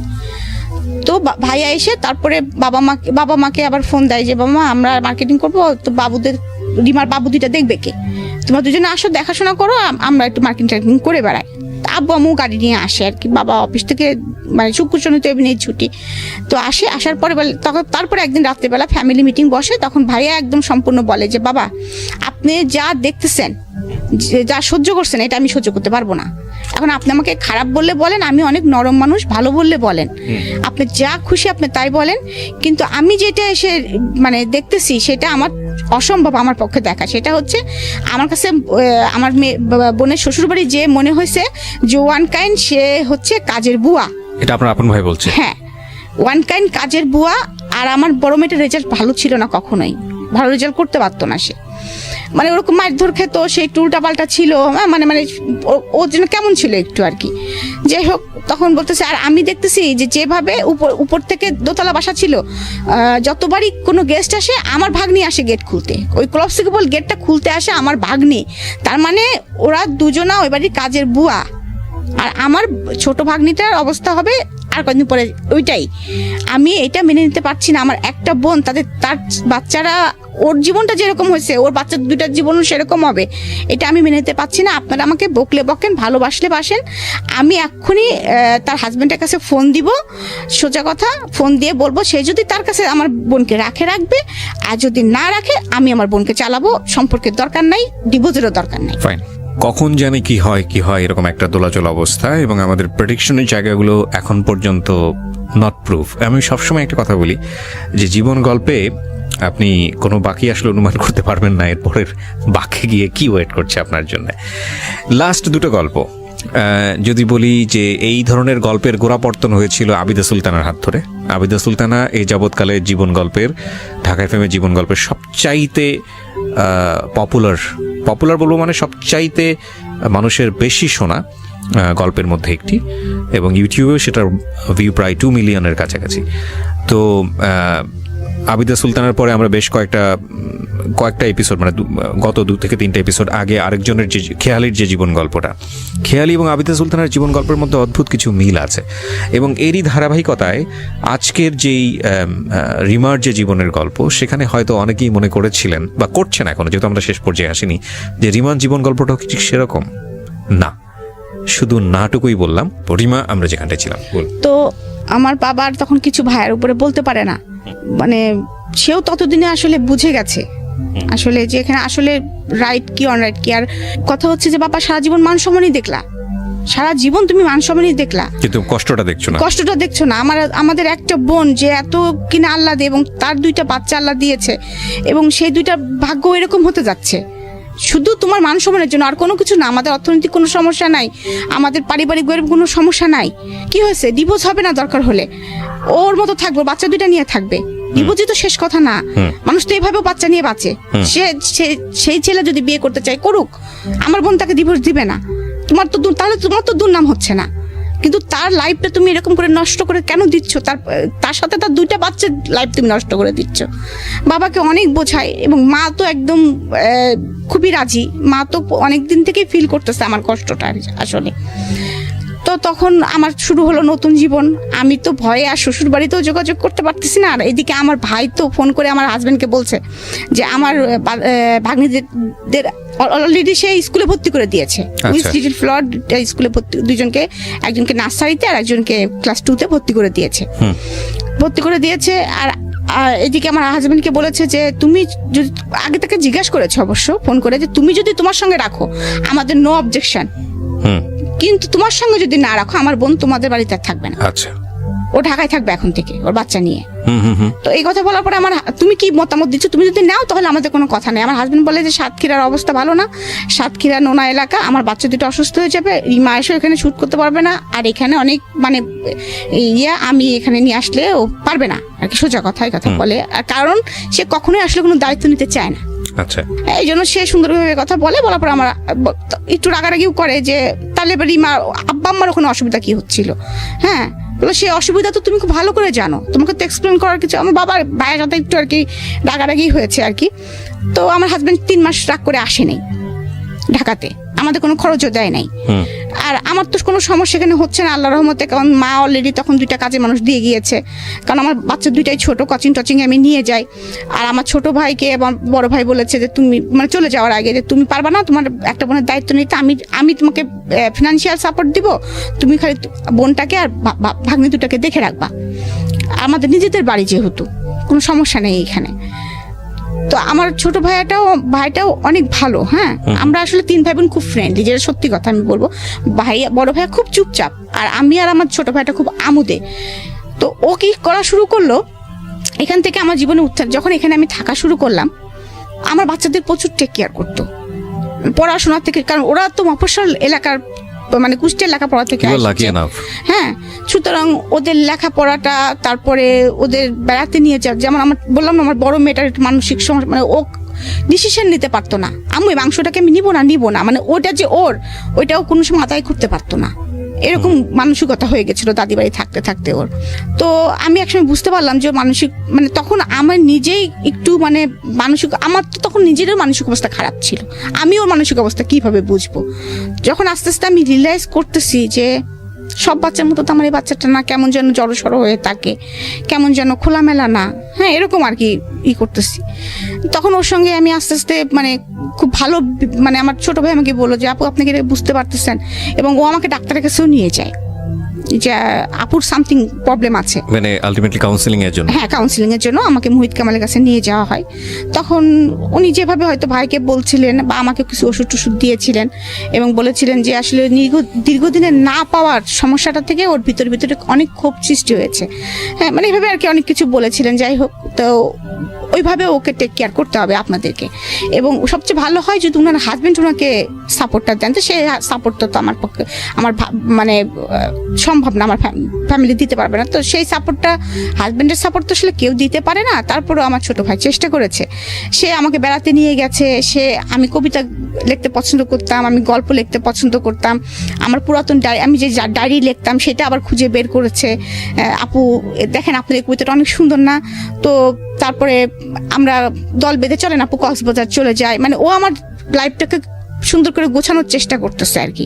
এদিকে বড় ভাই ইনস্ট্রাকশন দিচ্ছে, ও গোছানোর চেষ্টা করতেছে। আমার হাজবেন্ড, এর মধ্যে আমার ছোট মেয়েটা খুব ভালো রেজাল্ট করে, খুবই ভালো রেজাল্ট করে। এর মধ্যে কিছু 3 মাস পরে সে আসা যাওয়া শুরু করলো আর কি, তেমন কোনো ঝগড়াঝাটি না, কিছু না, নর্মাল চলতেছে। তার মধ্যে মানে 15 দিন 1 মাস পর পর আসে আর কি, সাতক্ষীরা থেকে এরকম। আমার ছোট মেয়েটা অনেক ভালো রেজাল্ট করে ইংলিশ মিডিয়াম থেকে, একদম অল স্কুলের ভিতরে ও মানে ওদের সেকশনের যে 4-5টা সেকশন মিলে ও একদম টপ করে আর কি। তো সেবার আবার আমার শিক্ষামন্ত্রী এসে স্কুলে ওদের প্রত্যেকটা যারা টপ করেছে তাদেরকে প্রাইজ দেওয়া হয়। তো এই কথা ওর বাবা যখন শোনে, ও দাদু যখন শোনে, তাদের রাগটা একটু পড়ে যায় আর কি, যে না অন্তপক্ষে বাচ্চা দুটো মানুষ হচ্ছে অ্যাটলিস্ট। হ্যাঁ, ও যতই হোক, আমার শ্বশুর কিন্তু আসলে কখনো অত খারাপ ছিল না, কিন্তু একটা জিনিস ছিল কি, সে প্রতিবাদ করতো না, বলতো না কিছু, আমাকেও কিছু বলতো না, আমার শাশুড়িকেও কিছু বলতো না, এরকম ছিল আর কি। তো উনি হচ্ছে খুশি হয়ে যায়, খুবই খুশি হয়ে যায়। আমি ফোন করে বলি বাবা এরকম বাবু তো ফার্স্ট হয়েছে এরকম, ওকে ডাকতো টুকটুকি বলে আমার ছোট মেয়েটাকে, আমার শাশুড়। তো বলছে আমি চাপা টুকটুকি তো ফার্স্ট হয়েছে, এবং অল স্কুল এই যেখানে আমি ছবি পাঠাচ্ছি এরকম। তারা খুব খুশি হয়ে যায়। তো তখন থেকে আর ঢাকায় থাকার বিষয়ে তাদের আর কারোর অবজেকশন থাকে না আর কি, মানে থাকে না, মানে এরকম চলছে আর কি। এর মধ্যে আমার মার খুব ছোটকালের শখ ছিল যে আমি খুব কথা বলতে পারি, এই জন্য মা মনে করতেন যে আমাকে ব্যারিস্টারি পড়াবেন। হ্যাঁ, তো মা একদিন আমাকে বলতেছে, মা তুমি ল ভর্তি হতে পারো না, এখানকার কোনো কলেজ টলেজে একটু খোঁজ নাও না, তুমি ল ভর্তি হতে পারো কিনা।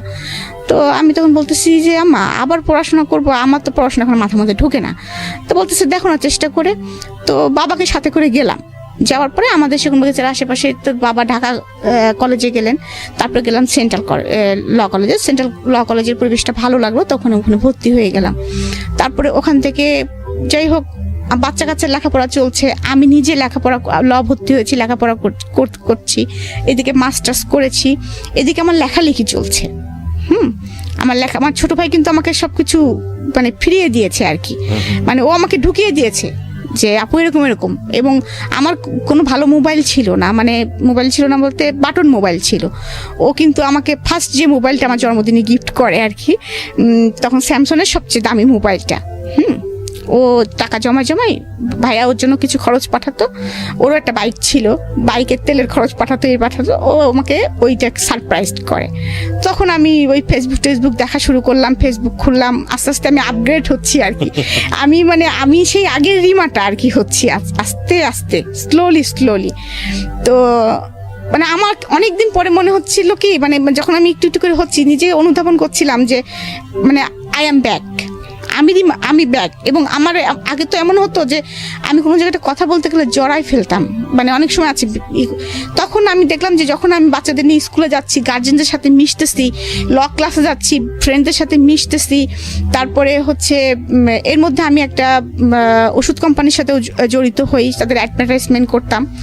চেহারাটা ভালো ছিল দেখে আমার সেলটাও খুব ভালো ছিল। আমি একটা অ্যাচিভমেন্টও করি, সেটা হচ্ছে মালয়েশিয়া ট্যুর। তখন আমি যে আমাকে কিন্তু তখন প্রস্তাব করেছিল যে আমাদের ওখানকার যে ওই কোম্পানির যে মানে এমডি ছিলেন আর কি, বাংলাদেশে যার পিএ ছিল, সে আমাকে বলল যে তুমি আমার পিএ হবা কিনা। তো তখন আমি ওনার নাম হচ্ছে গাজ্জালি স্যার ছিলেন, গাজ্জালি। তো উনি আমাকে প্রস্তাবটা দিলেন। দেওয়ার পরে আমাদের একটা পরীক্ষা হলো, পরীক্ষাতে আমি ভালো স্কোর করি, মানে বলা, তারপরে টকিং, সবকিছুর উপরে। কিন্তু তখন আমাকে একটা মেয়ে আমাদের সাথে ছিল যে থার্ড পজিশন করলো, নাম হচ্ছে রিনা। তো রিনা বললো, রিমা পা, আপনার তো জবটার দরকার নেই। আমি তো জানি আপনার অবস্থা অনেক ভালো, হ্যাঁ, কিন্তু রিমা পা, বিশ্বাস করেন আমার এই জবটার খুব দরকার। কারণ আমি ডিভোর্সি, আমার হচ্ছে একটা বাচ্চা আছে, আমি ভাইদের সাথে থাকি, আমার খুব দরকার এই জবটা। হ্যাঁ, তো তখন আমি বলেন ওষুধ সেল করে আর কি হয়, একটা ফিক্সড ইনকাম হলে সেটা আমার জন্য খুব বেটার হয়। তখন আমিও দেখলাম যে পিএ মানে কি, যে আমাকে তার সাথে সব থাকতে হবে, আমি বাচ্চা দুটাকে টাইম দিতে পারবো না সব সময়। হ্যাঁ, আর আমার কাছে আমার বাচ্চা দুটো কিন্তু অনেক গুরুত্ব, সবকিছুর ঊর্ধ্বে কিন্তু আমার বাচ্চা দুইটা। আমি কখনো আমার বাচ্চা দুইটাকে বললাম না, যত কাজই থাক তাদের কাজ সেরে তারপরে আমি সবকিছু করেছি। আমি যত দুঃখে কষ্ট যত কিছু থাকি, ওদের দুজনের মুখ দেখলে আমি সবকিছু কেন জানি ভুলে যাই এখনো। হ্যাঁ, রাইট নাও। কি করলেন আপনি? তো তারপরে আমি যাই হোক, তখন আমি স্যারকে, তখন ওইটার পরে আমি স্যারকে রিকোয়েস্ট করলাম, স্যার আমার তো এই চাকরিটা করা সম্ভব না কোনো প্রকারেই, কারণ আমার তো দুইটা বাচ্চা আছে, আমি এই 9টা 5টা, আবার আপনার সঙ্গে ধরেন অনেক সময় আছে অনেক সেমিনারেও যেতে হবে, সেটা তো আমার ফ্যামিলি থেকে মেনে নিবেন, আমার হাজবেন্ড চাবে না। তো আমি এই চাকরিটা করবো না, আপনি রিনাকে এই চাকরিটা দেন। তো ওরা আবার বলছে সেকেন্ড পজিশন যে আছে সে করুক না কেন।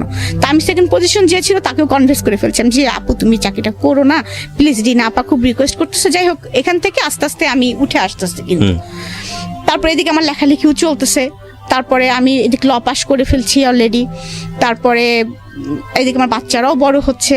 হ্যাঁ, তো এর মাঝে আমার ছোট ভাইটা চলে যায় কানাডাতে, চলে যায়। এদিকে আমার চাচার কিন্তু পোস্টিং তখন ঢাকাতে। আমার চাচার কথাটা আমি কেন বলছি, যে আমার বাবা আমার চাচাকে যেভাবে মানুষ করেছে, মানে আমি বোঝাতে পারবো না।